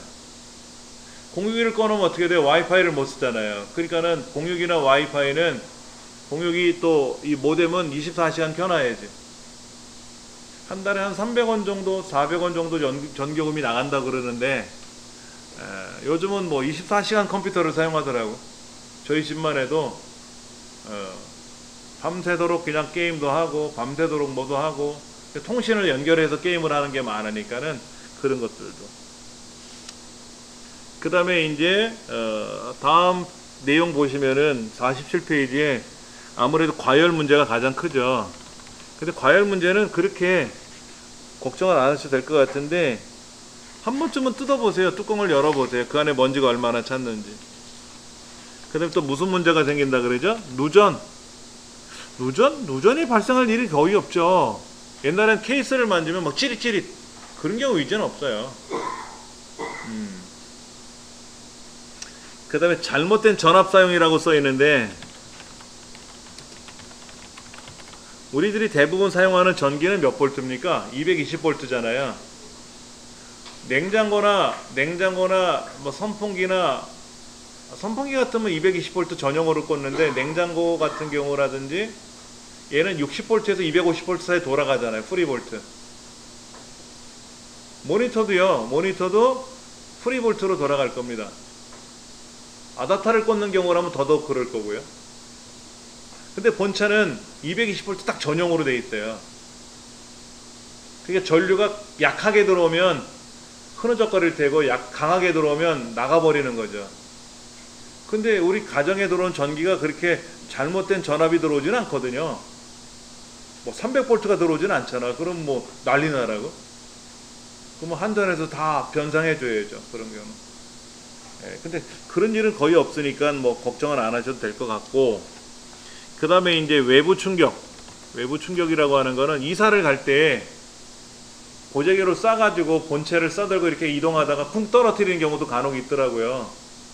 그런 경우라면 이제 하드디스크가 가장 큰 문제야. 충격에 민감하기 때문에. 나머지들은 충격 때문에 이렇게 어긋나는 경우는 있어요. 그러면 다시 나사를 풀러서 꾹꾹 눌러준다든지 하면 되는데, 하드디스크 같은 경우는 충격을 받으면 그러니까 예전에 노트북들은 자주 고장 났던 게 하드가 들어가 있거든요. 예전에 노트북들은. 그냥 막 찐막진한단 말이야. 백팩에다 메고. 그러면 충격받아서 고장이 일찍 나는 거죠. 근데 요즘 노트북들은 다 SSD를 쓰니까, SSD는 충격에 뭐 제가 그렇게 뭐, 저도 급할 때는 뭐 울러매고 뛰기도 하지만, 뭐 산악자전거 타고 뛰어내리는 거 아니잖아요. 막 물뚱물뚱 이런 거 아니잖아요. 그렇죠. 예. 이쯤은 뭐 이상 없을 것 같아요. 예. 우리가 쉬는 시간에 통해서 이제 우리가 그 메인보드하고 뭐 이런 부품들을 좀 살펴봤는데, 생소하죠, 솔직히. 여기 쿨러 뒤집어 놓은 그림 보이네요, 우리. 여기에 그 회색 같은 거 붙어 있죠? 그 구리판 앞에. 우리 책에 보시면 이게 쿨러 뒷면이에요. 쿨러 뒷면에 아까 썸멀 그리스를 바릅니다 그랬잖아요. 여기 쿨러에 붙어 있죠. 썸멀 그리스가 이렇게 넓적하게 짝짝 세 줄로 붙어 있잖아요. 그 구리판 그 사이 가운데 보면 이렇게 뭔가 보이죠, 그렇죠? 그게 썸멀 그리스니까 CPU를 조립하고 나서 쿨러를 올려놓고 잠그면 얘가 딱 붙거든요. 그럼 열이 나면서 얘가 쫙 달라붙어요. CPU랑 쿨러 사이가 밀폐된 공간이, 그러니까 빠진 공간이 없게끔 밀폐시켜주는 역할이 썸멀 그리스예요. 안 그러면 열이 새면 안 되거든요. 열이 새면 안 되거든요. 예. 그러니까 새 것처럼 관리하는 방법 중에는 성능 좋은 냉각 시스템을 사용하자 이런 얘기가 나온 거고요. 그 다음에 전기적 충격을 예방하자 이런 얘기가 나와 있는데, 과연 전기적 충격이 뭐가 있을까? 갑자기 정전되거나 이런 경우도 있어요. 한전에서 그렇게 돼갖고 뭐 이렇게 돌풍이 불어가지고 뭐 쉽게 말해서 여름철에 전기를 많이 쓰면 차단되는 경우 있잖아요. 그거 뭐지? 전버선트 옆에 붙어있는 거? 500V짜리. 예, 얘가 그냥 갑자기 터져나가는 경우 있잖아요. 그렇죠. 그럼 갑자기 이제 정전되는 거죠. 아파트가, 상가가, 가정주택이. 그러면 정전되면 갑자기 코드 꼽은 거랑 똑같거든요. 그러면 이제 안에 보드가 훼손을 당하는 경우가 있어요. 뭐 그런 거 아니면 뭐. 그 다음에 이제 아까 제가 메인보드 같은 거 CPU 뺄 때 그냥 빼면 안 된다 그랬잖아요. 잘못 빼면 안에서 손상을 입어요. 또 이런 선들이, 이런 신호드 핀 같은 경우가 휘어지면 진짜 어려워요. 얇아가지고 바늘보다 더 얇아요. 우리 침 있죠? 침 놓는 거. 그처럼 얇게 나와 있거든요. 근데 그거를 휘어진 선을 피려면 그 카타날인가? 카타날? 도르코 카타날? 그 칼날을 가지고 이렇게 제가 해서 고친 적은 몇 번 있는데, 잘못해서 핀이 부러지면 어떻게 됩니까? 소비자 과실이니까 새로 사야지 뭐. 방법이 없죠. 이런 거라든지. 취급에 주의를 해야 된다라는 거고. 그 다음에 뭐 일상에서 PC 관리하는 거는 오른쪽 페이지에 보면 정기적인 바이러스 검사, 이거는 뭐 우리가 잘 하셔야 되고, 그 다음에 올바른 프로그램 설치. 지금 보통 프로그램을 설치하려고 그러면 사실은 이거는 걱정 안 하셔도 되는 게, 올바른 프로그램이라는 게 뭐예요? 한글 2010을 설치하는데 한글 2010은 웬만한 컴퓨터 다 돌아가거든요. 다 설치가 돼요. 그럼 뭐 이상 없이 설치가 되겠지. 근데 어떤 거는 설치하려고 그러면 설치가 안 된다 그래요. 버전이 안 맞는다 뭐 이런 거. 예를 들어 MS 오피스가 2019까지 나왔거든요. 엑셀 2019 이런 거. 얘들은 윈도우 10에서만 돌아요. 윈도우 10에서만. 윈도우 7에서는 안 돌아요. 그 다음에 64비트 프로그램과 32비트 프로그램이 있어요. 우리가 사용한 한글은 32비트로 나오는데, 엑셀 파워포인트 같은 건 64비트가 있고 32비트가 따로따로 돼 있어요. 근데 2019는 32비트로 깔고 뭐 2013 버전은 64비트를 깔고 안 돼요. 똑같은 버전을 깔아야 돼요. 뭐 그런 거라든지. 포토샵 같은 거는 설치해 보니까 예전 버전들은 64비트, 32비트 같이 깔려 들어가요. 요즘 나오는 윈도우 포토샵들은 64비트 전용으로 나오는 게 많아서 그거로 설치를 해야 되고, 또 어떤 프로그램들은 32비트에서 설치가 안 되는 것들이 있으니까 그런 건 우리가 감안해서 해야죠. 뭐 베가스라는 프로그램 같은 경우도 32비트가 없어요. 이제는 64비트 전용으로 나와요. 어차피 설치가 안 되니까 뭐 올바르게 설치를 뭐 할 수밖에 없는 거죠. 그렇죠. 그 다음에 이 보시면 시스템 운영하는 거 있어요. 뭐 올바른 얘기가 많이 나오는데, 올바른 시스템 운영, 올바른 시스템 종료 이런 말이 나오는데, 여러분 시스템 종료할 때 어떻게 합니까? 멀티 확 꺼버리는 거 아니잖아요. 시작 눌러서 시스템 종료하면 되잖아요. 아니 파워 스위치 한번 다시 눌러도 돼요. 파워 스위치를 눌러서 켰으니까 끌 때도 파워 스위치 누르면 꺼져요. 근데 이렇게 막 작동되고 있는 상태에서 시스템 종료를 하면 어떻게 됩니까? 얘들 저장이 안 되고 그냥 빠져나갈 수도 있으니까 작업하시던 거 종료하시고 저장하시고 그 다음에 시스템 종료하면 되겠죠. 뭐 그것만 여러분 지켜주시면 특별히 어려운 건 아니니까는 그렇게만 하시면 되고, 그 다음에 정상적인 드라이버를 사용을 해라 이렇게 나와 있는데 장치 드라이버라고 나와 있잖아요. 그렇죠? 제가 예전에 어떤 사용하는 노트북이 있었는데 거기서 사운드가 안 잡히는 거예요. 근데 스피커 볼륨은 조절이 움직여요. 근데 소리가 안 나오는 거야. 근데 어떨 때는 또 소리가 나. 알고 봤더니 이제 장치가 고장이 난 거지. 노트북 안에 스피커로 나가는 선로가 차단된 것 같아. 오랫동안 오래된 제품이라서 그런지. 장치는 작동이 되는데 프로그램은 돌아가는데 기계가 인식이 안 되는 경우가 있어. 그건 뭐 천상 기계를 고쳐야 되겠죠. 그렇죠. 그래서 어떻게 썼냐면 노트북이니까 블루투스가 지원되잖아요. 블루투스 스피커로 사용했었어요. 그렇게 해서 사용을 하기도 하고. 또 자동 업데이트 중요한 거네요. 자동 업데이트 하기. 자동 업데이트 하셔야 됩니다. 우리 시작 버튼 누르면 모든 프로그램 안에 윈도우즈 업데이트라는 항목이 있어요. 윈도우즈 업데이트라는 항목이 있습니다. 여기 업데이트 할 게 있다고 나와 있거든요. 내년 1월 20일 날까지 해서 보안 업데이트 중단한다 그러잖아요. 윈도우 7은 다 작동이 됩니다. 내년에도. 근데 보안 프로그램을 서비스 안 해주겠다.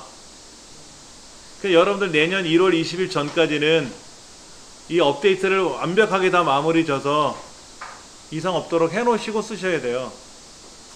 교육기관들은 알아서 하시겠지만은 개인은 본인들이 알아서 해야 되잖아요. 본인들이. 어떻게? 시작. 모든 프로그램 윈도우즈 업데이트라는 항목을 클릭해 보세요. 요렇게 보이죠? 요렇게? 여기에서 설정 변경 누르셔가지고 자동 설치 권장으로 되어 있는 거 확인하셔야 돼요. 그러면 이렇게 자동으로 업데이트 할 게 있는지 자기 스스로 검사를 해서 이렇게 업데이트 할 게 하나 있네요 라고 보여주잖아요. 그럼 얘를 클릭을 해서 요거 업데이트 하라고 되어 있으니까 업데이트 하면 되죠. 껐다 키라 그러면 껐다 켜야 되고, 여기 보니까는 다시 시작해야 할 수 있습니다 라고 써 있는 걸 봐서는 제가 지금 작업하고 있는데 중간에 업데이트 하다가 껐다 켜버리면 작업이 놓쳐버릴 수 있잖아요. 작업이 다 끝난 후에 업데이트를 하시는 게 낫겠지. 요거는 선택적 업데이트니까 굳이 안 하셔도 되는데 뭐 다 써놓고 체크해서 업데이트 하셔도 되고, 아마 여러분 댁에 자동 업데이트가 권장으로 되어 있지 않으면 얘를 바꿔 놓으셔야 돼요. 권장으로 이렇게 바꿔 놓으셔야 된다고. 그러면 알아서 업데이트 확인 버튼을 누르면 업데이트 할 내용을 쫙 찾아줘요. 자기가. 이게 뭐 수십 개, 뭐 수백 개가 나올 수도 있어요. 그동안 업데이트 안 한 것들이라면. 윈도우 10도요. 윈도우 10도 최근에 업데이트가 나왔어요.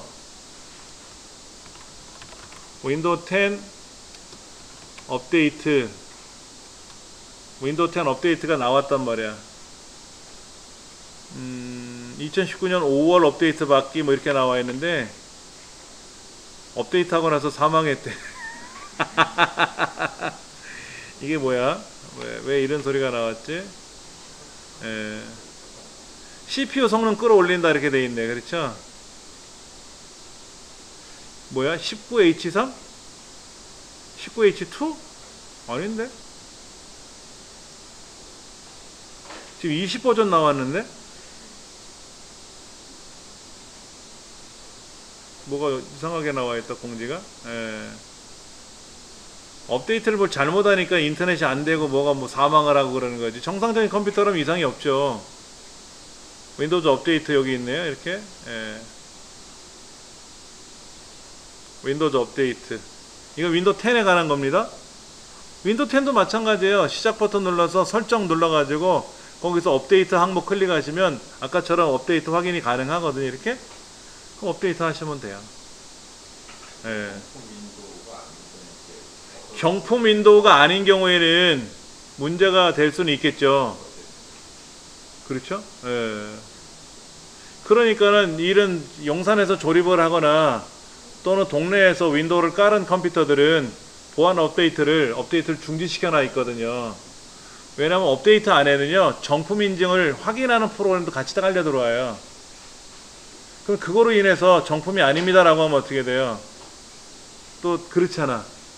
예. 여러 윈도우는 MSI에서 무료로 다운로드 받아 사용할 수가 있어요. 제품 번호가 없어서 못하는 거지. 윈도우는 무료로 쓸 수가 있어요. 일정 기간은 쓰는데 일정 기간 동안 이제 인증을 안 받으면 인증이 안 됐다고 해서 거부 반응을 일으킬 수는 있거든요. 뭐 인터넷상에 보면 이렇게 제품 인증해주는 프로그램들 많이 돌아다니더라고. 그런 걸 이용해서 업데이트를 하셔도 뭐 인증을 받으셔도 되고. 가장 좋은 건 정품을 구매해서 사는 게 제일 좋겠죠. 근데 비싸. 20몇만 원씩 하니까 윈도우즈가. 여러분 삼성, LG 이런 윈도우가 깔려있는 컴퓨터 구입하신 분들 있잖아요. 그거 다 돈 주고 산 거예요, 윈도우를. 근데 그 윈도우는 거기서만 쓰지 그걸 딴 데로 옮겨갈 수가 없잖아. 그러니까 윈도우 자체를 별도로 사신 분들은 내가 갖고 있으니까 그거를 여기도 쓰고 저기도 두 군데는 못 쓰죠. 대신에 제품 번호 하나만 쓰는 거니까는. 예. 그런 것들이 많이 있죠. 업데이트는 하셔야 됩니다. 당연히 하셔야 되는 거고. 자동 업데이트 설치하시면 되고. 예. 그 다음에 이제 이런 것들 나와 있는데 다음 페이지에 보면 응용 프로그램 설치 제거에 대한 오류 해결. 프로그램을 설치하다 보면 무슨 문제가 생겼다고 나와요. 그럼 그걸 해결해야 되는데 웬만해서는 그런 문제가 없는데 저희 집 컴퓨터도 뭐를 껐다 키잖아요. 그러면 뭐가 오류가 발생했습니다 하고 아이콘이 하나 뜨는데 뭐가 오류가 나온지를 못 찾겠어요. 그냥 무시하고 쓰는 건데 윈도우를 다시 설치해야 될 것 같기도 하고 뭐 그런 여러 가지 문제가 발생하기도 해요. PC가 멈췄어요. PC가 멈췄어. 어떻게 하면 좋죠? 컴퓨터가 멈춰가지고 뭐 안 움직여. 인터넷도 이렇게 누르면 뭐 열려야 되는데 이게 이렇게 움직여야 되면 움직이지도 않고 아무것도 안 돼. 그럼 어떻게 됩니까? 넉넉히 가만히 있을 수밖에 없잖아요. 우리가. 그럴 때 이제 어떻게 하냐면 키보드 불 들어오는 데가 세 군데가 있죠. 누메릭 키라든지 캐피탈 키라든지 이런 걸 눌러서 키보드에 불이 움직이는지 확인해 보시고, 키보드에 불이 움직이면 마우스는 전기만 연결하면 이렇게 불빛이 들어옵니다. 이거는 아니에요. 키보드는 그 키보드 불빛이 꺼졌다 켜졌다 한다는 얘기는 키보드가 살았다는 얘기거든요. 윈도우가 지금 기계가 살아서 연결됐다는 뜻이거든요. 그럴 때 컨트롤 알트 딜리트, 컨트롤 알트 키 누르고 왼쪽에, 그 다음에 오른쪽에 있는 딜리트 키를 누르면 이런 창이 하나 뜰 수 있습니다. 이렇게 그때 작업관리자를 시작을 한다든지 그래서 여기 와서 뭐가 문제가 돼 있는지를 보통은 컨트롤 쉬프트 하고 ES 키 눌러도 떠요.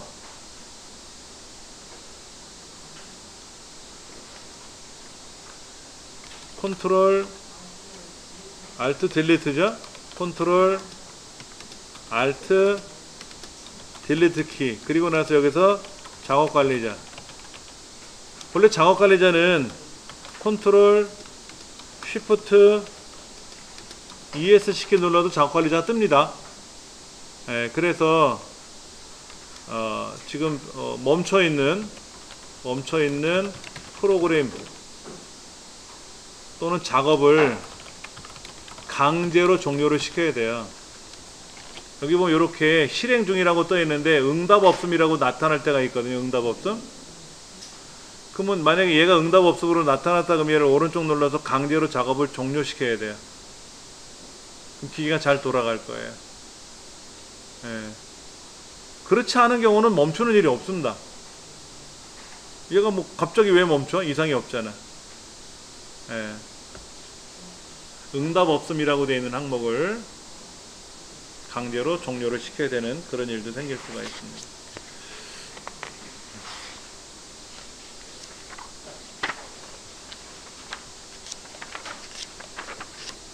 페이지를 조금 넘겨 볼게요.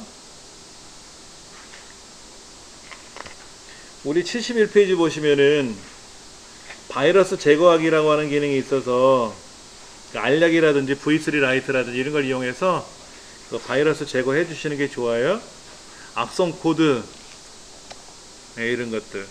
그 다음에 지금 72페이지 보면 거기에다가 에어캔을 이용해서 이렇게 뿌리는 에어를 이렇게 뿜어서 청소를 해주는데, 컴퓨터 뚜껑을 열어놓고 쓰지 않는 이상은 잘 먼지가 안 들어갑니다. 어차피 앞에서 공기가 들어가든 뒤에서 공기가 들어가면 거기 머물러 있지 않고 팬들이 있어서 밖으로 빠져나가요.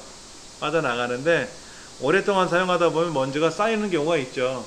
6개월 정도 한번 열어보시면, 삼성 거는 한 3, 4년 있다가 열어봐도 깨끗한데 조립 제품들은 그게 아닌 것 같더라고요. 그런 것만. 바이러스는 지난 시간에도 제가 말씀을 드린 것 같은데 굉장히 많아요. 그래서 바이러스라고 부르지 않고 악성 코드라고 부르는 거죠. 묶어서 악성 코드라고 부르고, 이런 악성 코드들을 제거하는 방법에 대해서는 백신을 돌리면 다 돌아가니까, 여기 있는 거는 이제 지난 시간에 제가 말씀드린 거와 같은 거라서 넘어가도록 할 겁니다. 그 다음에 이제 윈도우 10 같은 경우에는 아까 그 컨트롤 시프트 ESC 작업 관리자를 열면 이렇게 성능이라고 하는 항목에 이렇게 보이는 건데, 77페이지에 나와 있는 거 윈도우 10에 있는 작업 관리자 창입니다. 윈도우 7과 윈도우 10에 대한 작업 관리자 화면이 달라요. 현재 이 컴퓨터는 CPU가 22%를 사용하고 메모리가 8기가짜리인데 약 40%가량 쓴다고 되어 있고, 인터넷이죠. 인터넷이 얼마큼 작동되고 있고 그런 게 보여요. 지금 이 컴퓨터는 4세대 i5 CPU네요. 인텔 코어 i5의 4690이라고 써 있는 걸 봐서는 4세대 겁니다. 4세대. 우리 강의실처럼 똑같은 4세대고요. 좋아요. 그 다음에 우리 강의실에 있는 지금 윈도우 7에서는 이렇게 성능을 눌러보면 CPU가 얼마큼 사용되고 있는지, 메모리가 전체 중에서 얼마큼 사용되고 있는지가 보이거든요. 그러니까 메모리가 지금 절반 이상을 사용하고 있잖아요. 이는 불안해요. 메모리 용량이 작아서 그런 거거든요. 메모리 용량은 늘리는 수밖에 없어요. 얘가 DDR3 방식일 테니까 컴퓨터를 뜯어가지고 안에 메모리를 보고 그 메모리를 분리시켜서 메모리를 직접 가지고 용산에 나가서 똑같은 걸 주세요라고 하는 게 제일 좋아요. 예. 메모리가 다르면, 뭐 DDR3, DDR4 이게 다르면 연결도 안 되잖아요. 슬롯이 안 맞아서. 그리고 메모리는 용량만 있는 게 아니라 빠르기도 있습니다. 빠르기, 속도. 이 속도가 서로 다른 거를 꽂으면 느린 거로 가요. 느린 거로. 빠른 거로 가는 게 아니라. 근데 똑같은 속도를 꽂으면, 2개를 꽂으면, 4개를 꽂으면 속도가 2배로 빨리 가거든요. 그런 것들도 생각하셔야 되니까 가장 좋은 건 메모리를 분리시켜서 그 메모리를 가지고 가서 그런 메모리를 주세요 라고 하고, 근데 그 메모리가 오래돼서 없다고 하면 요거보다 상위 메모리가 작동이 되는지도 한번 테스트해 봐야 돼요. 그럼 물어볼 거란 말이야. 댁에 있는 컴퓨터가 어떤 겁니까? 라고 하면 몰라요. 삼성 거예요. 이렇게 얘기하면 진짜 초보자라고 얘기 듣겠지. 어느 정도는 알고 가야지. 그러니까는 이제 CPU가 4세대인지 5세대인지 i5인지 i3인지 i7인지 뭐 이런 거라든지 이런 걸 좀 알고 계셔야 거기서도 조치를 취해 줄 거라고. 백신도 마찬가지로 자동 업데이트 합니다. 자동 업데이트 해 주셔야 돼요. 정기검사도 해줘야 되고요. 백신을 2가지를 써도 좋다고 해요. 백신을 2가지를 쓰면 A라는 백신이 해결이 안 되는 걸 B라는 백신이 해결하는 경우도 있는데, 메모리를 많이 차지하기 때문에 백신을 하나만 쓰는 게 낫습니다. 예. 그리고 윈도우 10에는 윈도우 7도 있습니다만 디펜더라는 게 있어요. 윈도우 디펜더.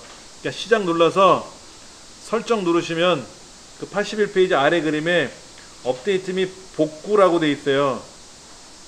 이 항목에 들어가서 업데이트가 자동으로 되어 있는 거 확인하셔야 되고, 예, 여기에서 이제 그 보안에 관련된 거를 클릭하면 이 책에 나와 있는 이 화면은 옛날 화면입니다.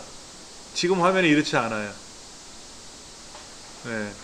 그러니까 윈도우즈 보안이라는 항목으로 되어 있는데, 그럼 디펜더가 알아서 움직여요.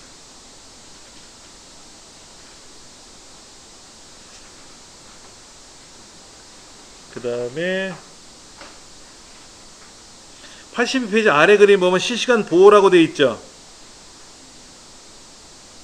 82페이지 아래 그림 보시면 실시간 보호가 켬으로 되어 있지 않습니까? 하나 알려드릴게요. 여러분들이 윈도우즈 정품을 쓰지 않고 야매 버전을 쓴다 이거죠. 그러면 정품 인증이 안 되지 않습니까? 그럼 정품 인증 프로그램 같은 걸 돌릴 때 실시간 보호가 켜져 있으면 무조건 다 잡아내요. 그래서 얘를 꼭 끄셔야 돼요. 얘를 꺼놓으면 어쩌고저쩌고 막 공갈 협박을 합니다. 윈도우가. 아, 그래도 꺼놓으세요. 그리고 나서 그런 이제 야매 프로그램을 돌리고 나면 인증을 해줄 거란 말이에요. 그리고 USB 메모리를 분리시키고 그 다음에 얘를 다시 켜놓으시면 돼요. 그러면 인증이 되니까 뭐 그런 방법, 어차피 인터넷 검색해보면 다 나오는 얘기라 제가 알고 있는 노하우가 아니라 다 그렇게 하는 거니까는. 그 다음에 얘들도 다 업데이트를 알아서 해줘요. 지금 이 책에 나와 있는 그림은 옛날 디펜더 그림 좀 나와가지고 지금 이렇게 안 나오고 알아서 다 검사하니까 얼마나 강력한지 몰라요. 그러니까 뭔가 이상한 걸 꽂는 순간 바로 삭제해버리더라고. 삭제해버려. 예, 뭐 일반 우리들이 알고 있는 백신은 그렇진 않아요. 걸렸네, 제거할까, 냅둘까, 뭐 이런 거는 알려주는데 디펜더는 얄짤없어요. 그냥 훅 다 튀어버려요. 예. 근데 여러분 그런 거 있어요. 간혹 저한테 선생님 뭐 한글 2010 좀 보내주세요, 뭐 엑셀 2010 좀 보내주세요 라고 연락이 오는 경우가 있는데, 뭐 보내려고 명령을 걸어봤는데 프로그램을 거부하더라고요. 네이버 메일도 그렇고 한메일도 그렇고 구글 지메일도 그렇고 프로그램 실행 파일이 들어가 있는 거는 압축을 하든 어떻게 하든지 간에 다 걸러내요. 그래서 못 보내게 막더라고요. 이제 프로그램을 송출하는 건 어려워요. 예. 그러니까는 뭐 어쩔 때는 뭐 서운해 하시더라고. 왜 안 보내주냐고. 근데 못 보내요. 보내고 싶어도 못 보내요. 그러니까 그렇게 유료 프로그램들을 보내는 게 아니라 무료 프로그램 중에서도 상대편이 뭔가를 설치를 못하는 경우에는 파일을 보내면 그거를 클릭해서 설치하면 편한데 그 자체도 못 보내요. 이제는 그런 것들이 많이 있어요. 그 다음에 또 뭐가 있나요? 거기 방화벽 설정하는 거. 방화벽 설정하는 건 제가 말씀을 드렸을 테니까 보시면 좋겠고, 쭉 넘어가 볼게요. 조각모음이라든지 이거 설명을 드린 부분이에요. 99페이지 보면 레이스3 정리하는 게 있는데 레이스3 우리가 정리 못한다 그랬어요. 어려워서. 그래서 어떻게 한다? 여기 있네. 101페이지에 보니까 알약 안에 시스템 최적화 기능을 제공하기 때문에 거기에서 가면 레이스3를 검사해 주거든요. 정리해 주거든. 아까 우리 V3도 그렇게 했었잖아요. 레이스3 정리하는 거 했었잖아요. 그렇게 하시면 돼요. 너무 걱정하지 마시고. 우리 이제 컴퓨터를 여러분이 조립을 하셔야 되는데 어떻게 조립을 하시는 게 좋을 건가 한번 볼게요. 메인보드에는 구성이 어떻게 되어 있냐면 CPU 꽂는 자리가 있고요. CPU 소켓이 들어있고, 그 다음에 이제 메모리 슬롯이 들어있고요. 메모리 슬롯이 2개 또는 4개짜리, 뭐 6개, 8개짜리도 있고 뭐 많아요. 근데 2개나 4개짜리 중에서 4개짜리 쓰시는 게 좋아요. 메모리 꽂는 게 2개보다는 4개짜리가 좋다는 얘기죠. 그 다음에 이제 GPU, 그래픽 카드죠. 그래픽 카드 슬롯이 있고요. 그 다음에 이제 뒷면에 가면 뭐 USB 단자라든지 그 다음에 이제 사운드 단자라든지 이런 게 구성되어 있죠. 그 다음에 인터넷 단자, 인터넷 단자들이 구성되어 있어요. 근데 이제 그래픽 카드를 하나를 꽂을 거냐 두 개를 꽂을 거냐 하는 건데 보통 하나만 꽂아도 충분하잖아요. 안 꽂고도 쓰는 판이니까. 그 이제 그거에 따라서 메인보드도 가격이 뭐 한 7, 8만 원, 5, 6만 원대도 있고 몇십만 원짜리도 있고 몇백만 원짜리도 있고 뭐 다 다양합니다. 그럼 여러분들은 CPU를 일단 먼저 선택을 해 보셔야 돼요. CPU는 최근 CPU가 여기서 한번 좀 볼까요? 최근 CPU 동향이 현재 9세대까지 출시가 돼 있어요. 10세대가 나온다고 하거든요. 그 다음에 이제 그 i3, i5, i7, i9까지. 그러니까 9세대 i9를 쓰면 최적이죠. 비쌀 거란 말이에요. 그래서 i5 이상 정도 쓰시면 낫지 않겠냐. 이왕이면 조금 더 욕심을 낸다면 i7. 예. 그 다음에 이제 CPU하고 코어인데요. 이제 제가 추천해드리고 싶은 거는 코어가 헥사코어라고 하죠. 우리 헥사코어가 6개짜리란 말이에요. 6개짜리. 요거는 생각하셔야 되고요. 헥사코어 6개인데 거기다가 이제 그 코어만 헥사만 되면 되는 게 아니라 우리 책에 보면은 스레드라는 말이 나와요. 111페이지에 보면 스레드라는 말이 나오는데 12개짜리. 코어는 헥사코어고 스레드 12개짜리. 그러니까 9세대 i7로 가면 8세대 i7이나 9세대 i7로 가면 헥사코어에 스레드 12개짜리 쓰실 수 있을 거예요. 근데 이제 좀 더 올라가면은 9세대 i7 같은 경우에는 이렇게도 될 수 있어요. 옥타코어니까 8개죠, 8개. 그 다음에 스레드가 8개짜리가 있고 16개짜리가 있을 거예요. 마찬가지로 코어가 6개면 스레드는 6개짜리가 있고 12개짜리가 있거든요.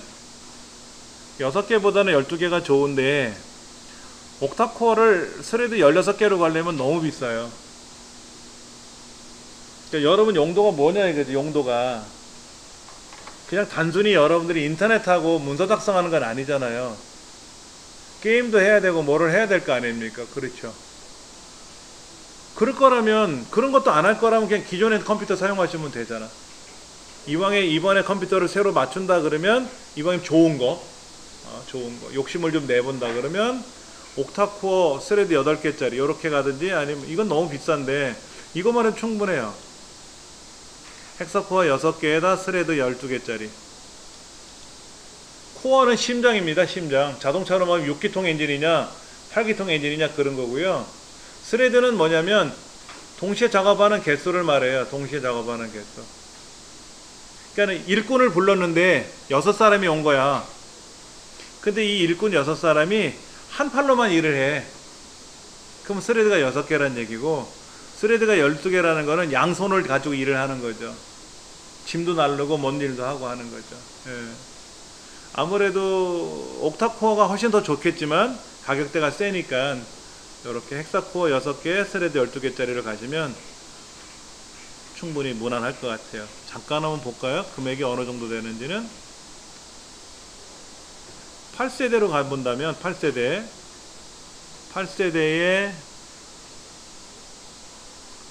예, 8세대 i7이 스레드 12개예요. 8세대 i7이 스레드 6개짜리가 있고 12개짜리가 있는데 12개짜리를 써야 요 뒤에 뭐 K자가 붙은 거는 6개짜리도 있고 12개짜리도 있어요. 요거 스레드 12개잖아요. 코어가 6개고 스레드가 12개. 이런 게 좋다라는 얘기죠. 가격대가 비싸요. 그냥 스레드 6개, 코어가 6개, 스레드 6개면 요건데, 얘는 코어가 6개, 스레드 6개 25만원이잖아요. 25만원인데 얘는 63만원이죠. 더블을 넘어가잖아요. 비용이 많이 들어갈 수 있죠. 예. i3은 권하고 싶지 않아요. i3은 권하고 싶지 않아요. 이왕이면 좀 좋게 나가자 이거지. 그 다음에 이제 9세대 같은 경우에는 더 좋아졌기 때문에 스레드 6개, 헥사코어 6개. 이것도 괜찮죠? 그렇죠? 아이온대도 지금 6개 로 가고 있죠? 이거는 8개, 16개니까 이게 제일 비싼 걸 거야. 예, 72만. 이거 비싸죠? 그렇죠? 이걸 가지고 인터넷하고 문서 작성하기엔 너무 아까워요. 여러분이 캐딜락, BMW 뭐 큰 좋은 거 수입차 몇 억짜리를 사가지고 동네 슈퍼 왔다 갔다 하는 그런 현상이에요. 이거는 너무 아까운 거야. 그러니까 보시고 사셔야 되고요. CPU 제조사는 아무래도 우리가 어디 걸 많이 쓰죠? 인텔 걸 많이 쓰죠. 인텔 CPU가 아무래도 좋아요. 인텔 말고 또 어디 있죠? AMD도 있잖아요. AMD가 저렴합니다. 나쁘지 않아요. AMD도 굉장히 좋아요. 인텔로 조립하려면 너무 어려우니까 AMD 거로 사시면 조금 부담이 줄어들 수 있어요. AMD도 좋아요. 지금 제가 쓰는 노트북 하나가 또 AMD 거를 샀는데 코어가 4개, 스레드 8개짜리. 그냥 보조 노트북이죠.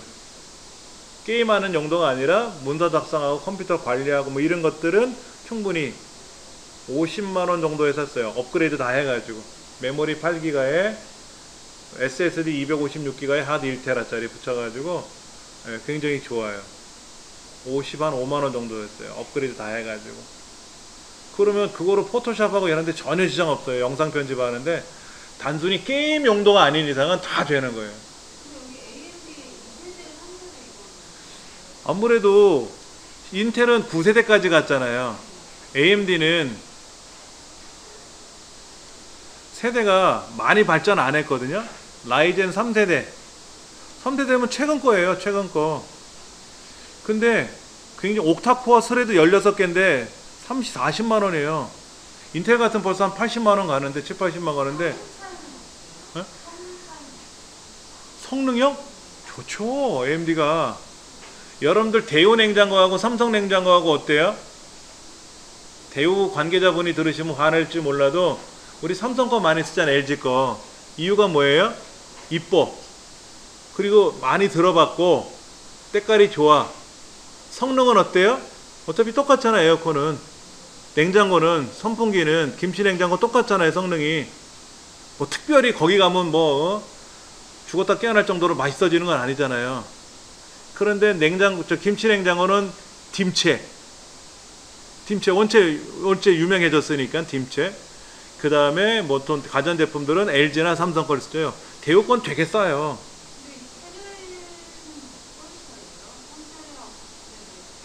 3세대, 2세대라고 하는 걸 보면 지금 2세대를 가보면 여기 보면 헥사코어의 스레드 12개짜리, 쿼드코어의 스레드 4개짜리, 쿼드의 스레드 8개짜리, 여기도 옥타코어의 스레드 16개짜리도 있어요.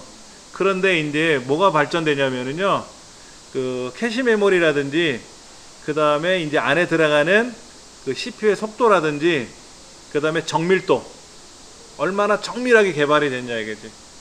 예전에 12나노까지 갔다가 9나노, 8나노까지 내려가거든요. 1나노라는 말은 10억분의 1mm를 말하는 겁니다. 그러니까 CPU 설계도가요, 잠실 운동장보다 크대요. 잠실 운동장 크기보다 큰 설계도를 그려서 그 조그만 반도체에다 집어넣는 거예요.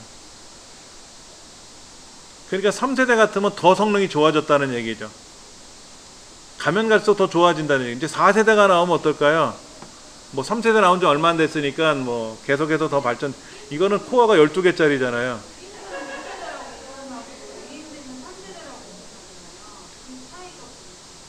인텔은 빨리빨리 진화했어요.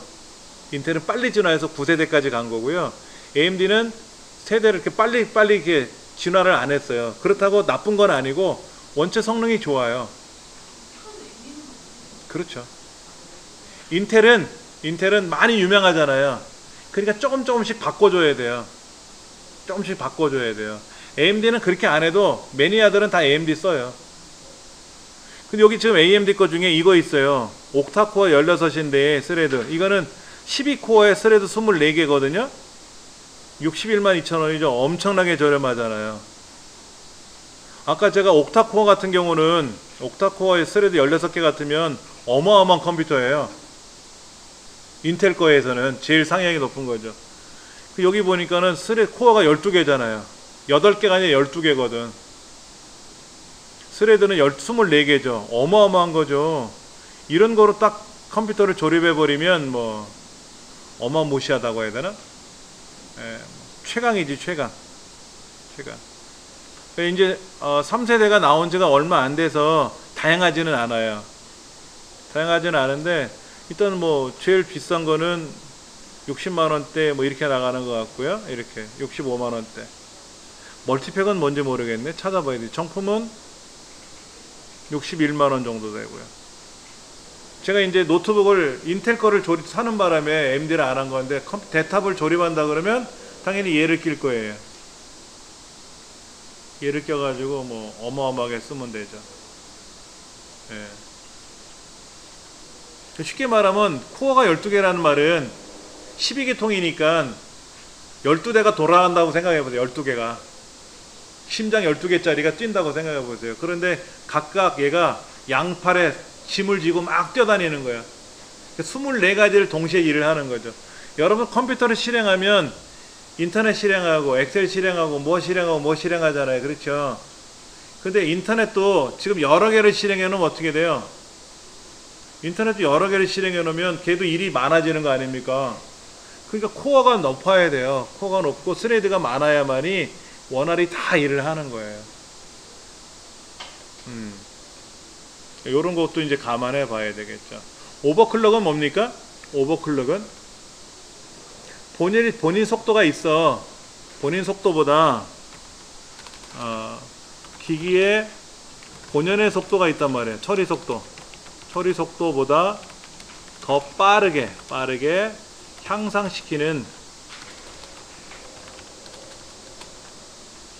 기능이에요. 오버클럭이 되면 좋은 겁니다. 지금 인텔 같은 경우에는 뒤에 K자가 붙은 게, 인텔은 뒤에 K자 붙어 있는 게 여기에 지금 9900K 요런 거 있잖아요. 그쵸? 요런 9900K 요런 것들이 지금 오버클럭킹이 되는 거거든요.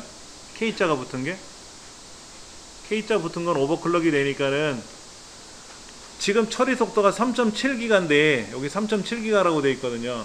1초에 37억 개를 처리하는 거야. 근데 오버클럭이 들어가면 한 5.0으로 올라가거든요. 제 노트북도 자동으로 오버클럭이 되더라고요. 그래서 보통 3.2 속도로 가다가 32억으로 가다가 50억으로 올라가요. 그럼 더 빨라지잖아요. 그렇죠? 컴퓨터가 알아서 해줘요. 근데 이거를 하는 일은 게임이라든지 이런 거 할 때나 쓰거든요. 그렇지 않을 경우라면 굳이 오버클럭 되는 거 살 필요가 없죠. 이런 거야. 달리는 말에다 채찍을 치면 어떻게 돼요? 더 빨라질 거 아닙니까? 그런 현상이라고 생각하시면 되는데, 그러다가 막 채찍을 휘두르면 말이 꼬꾸라질 거 아니야, 아파서. 그럼 망하는 거지, 컴퓨터. 그러니까 적당히 이제 맞춰야 되겠죠.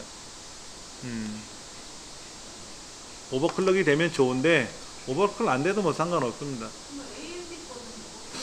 AMD는 거기에 숫자가 써 있을 거예요. 글자가 여기에 X 붙어 있는 건가? 예. 오버클럭으로 되는 걸로 알고 있어요. 한번 제가 눌러 볼게요. 얘를 X로 되는 걸 눌러보면 설명이 나와 있는데, 쭉 가서 AMD CPU는요 이렇게 생겼어요. 라이젠 하고 이제 붙어 있는데, 부스트 여기 있네요. 기본이 3.8인데 4.6으로 올라가는 걸 봐서는 오버클럭 되는 거죠. 그렇죠? 클럭 스피드가 2개로 되어 있는 거는 평상시에는 38억으로 가다가 46억으로 가는 거죠. 코어가 12개가 12마리의 말이 뜬다고 생각해 보세요. 우리 강의실은 참고로 코어가 2개입니다. 스레드 4개고요. 그 12개로 달린다고 생각해 보세요. 얼마나 신나겠습니까? 말 4마리가 끌고 우리를 딱 안내한다고 생각해 보세요. 그것도 좋은데 8마리가 끌면 더 좋겠죠. 예. 캐시라는 것도 있어요. 캐시 설명드릴 겁니다. 7나노 공정이네요. 7나노 10억분의 7mm야. 굉장히 정밀하게 만들었다는 얘기죠. 굉장히 정밀하게 만들었다는 얘기예요. 그러니까는 정밀하게 만들었다는 얘기는 뭐냐면은 젠2, 요게 이제 3세대가 젠2인데 7나노로 갔다는 얘기죠. 굉장히 14나노에다가 12나노, 7나노로 가니까 크기는 똑같은데 더 작게 만들잖아요. 그러니까 공간이 남죠. 남는 공간에도 다른 기능을 또 넣어주면 되잖아. 여러분들 가방 안에다가 뭐를 많이 넣어주면 좋잖아요. 돈 같은 거 많이 넣어준다고 생각해보세요. 얼마나 좋겠습니까? 가방이 조금해서 100원짜리 동전 2개밖에 안 들어가 이러면 가방이 너무 작은 거 아닙니까?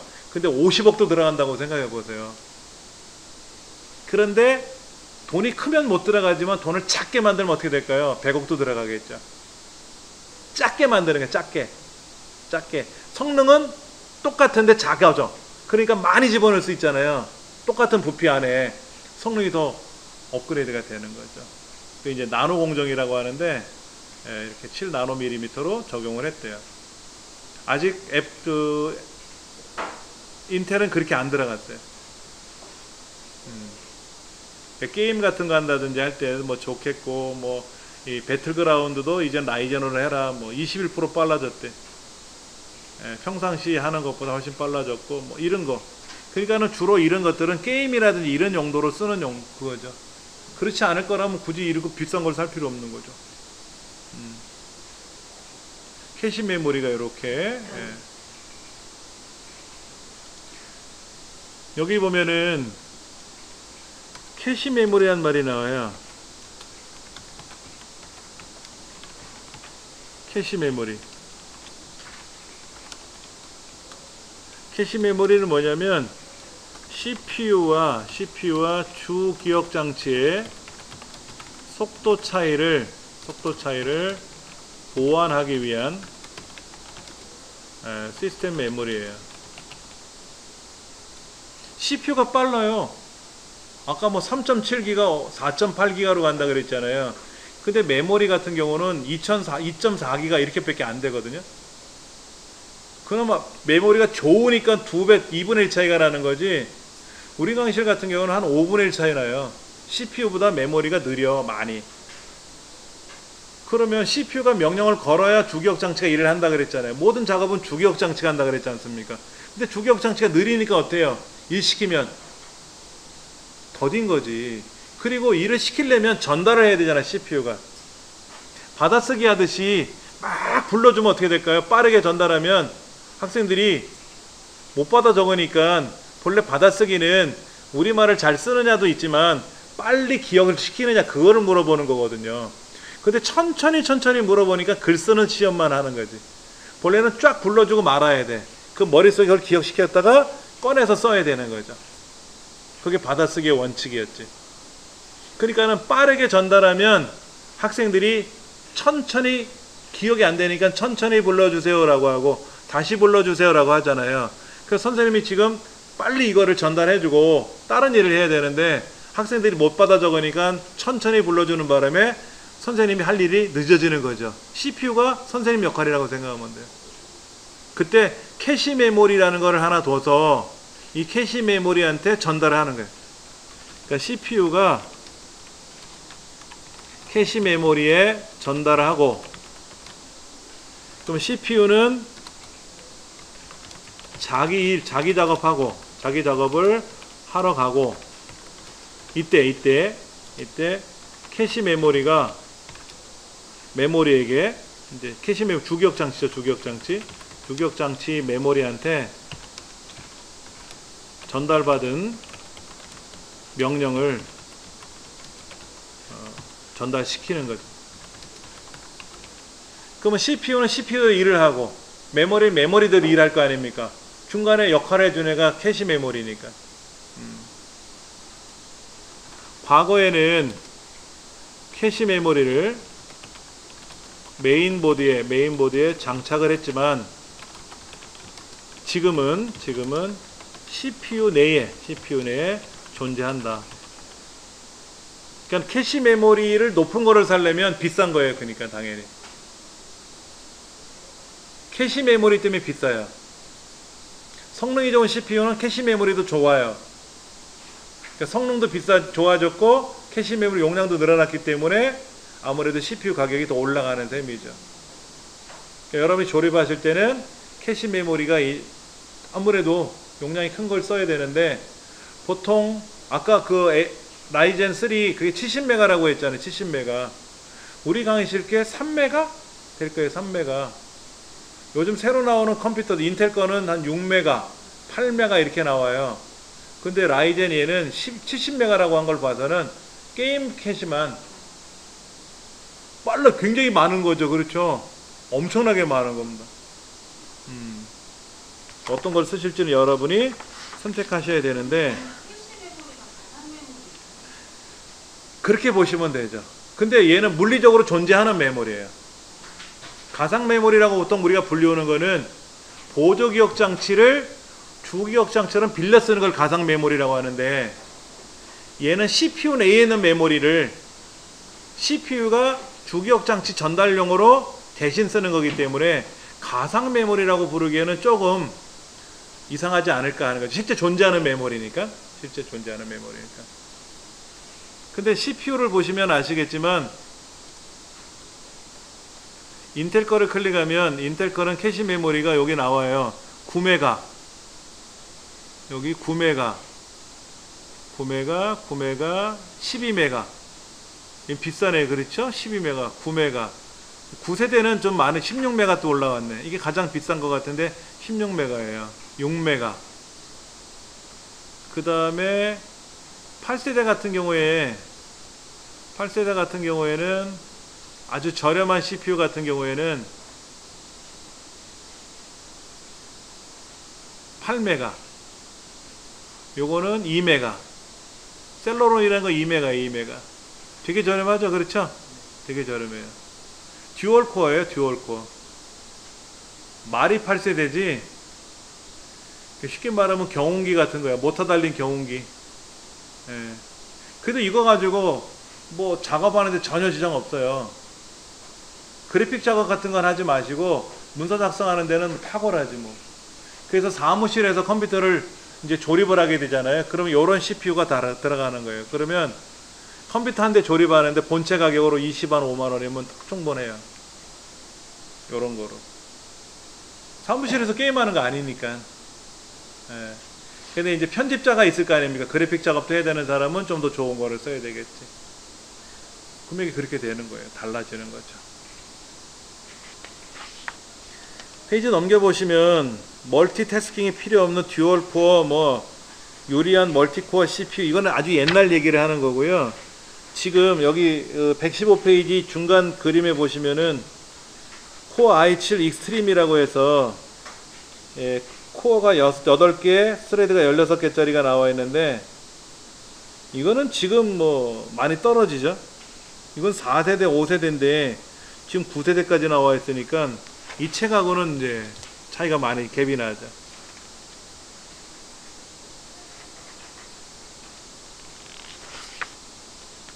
그 다음에 119페이지 보시면 이제 거기 캐시 메모리란 말이 나와요.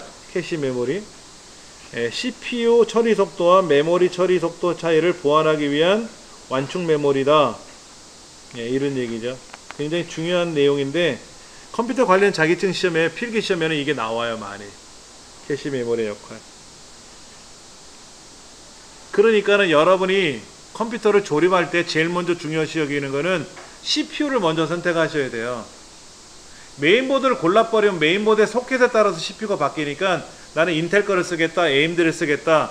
인텔 중에서도 5세대를 쓸 건지 4세대를 쓸 건지 8세대, 9세대를 쓸 건지를 선택을 하셔야 메인보드 칩이, 메인보드의 CPU 소켓이 달라지거든요. 그래서 그거에 맞춰서 나머지 동일해요. 메모리 꽂는 거라든지 다 동일한데 메인보드나 CPU가 고사양으로 올라가면, 메인보드하고 CPU가 고사양으로 올라가면 메모리도 더 빠른 거를 쓸 수가 있고요. 메모리도 많이 연결할 수 있어요. 보편적으로 메모리 2개, 4개를 꽂지만 성능이 좋은 메인보드는 6개, 8개 뭐 이렇게도 꽂을 수가 있어요.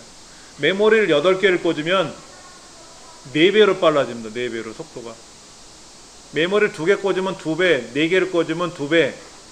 근데 6개짜리 같은 경우에는 3개를 꽂거나 6개를 꽂으면 3배로 늘어나고, 메모리 꽂는 데가 8개가짜리 이런 거는 4개를 꽂든지 8개를 꽂으면 메모리가 4배로 빨라지는 거예요. 그러니까 그런 거는 특별한 경우 아니면 안 쓰죠. 여러분이 출퇴근하실 때 리무진 이런 거를 타고 가실 수도 있겠죠? 버스 같은 거 있잖아. 버스 같은 거, 큰 거.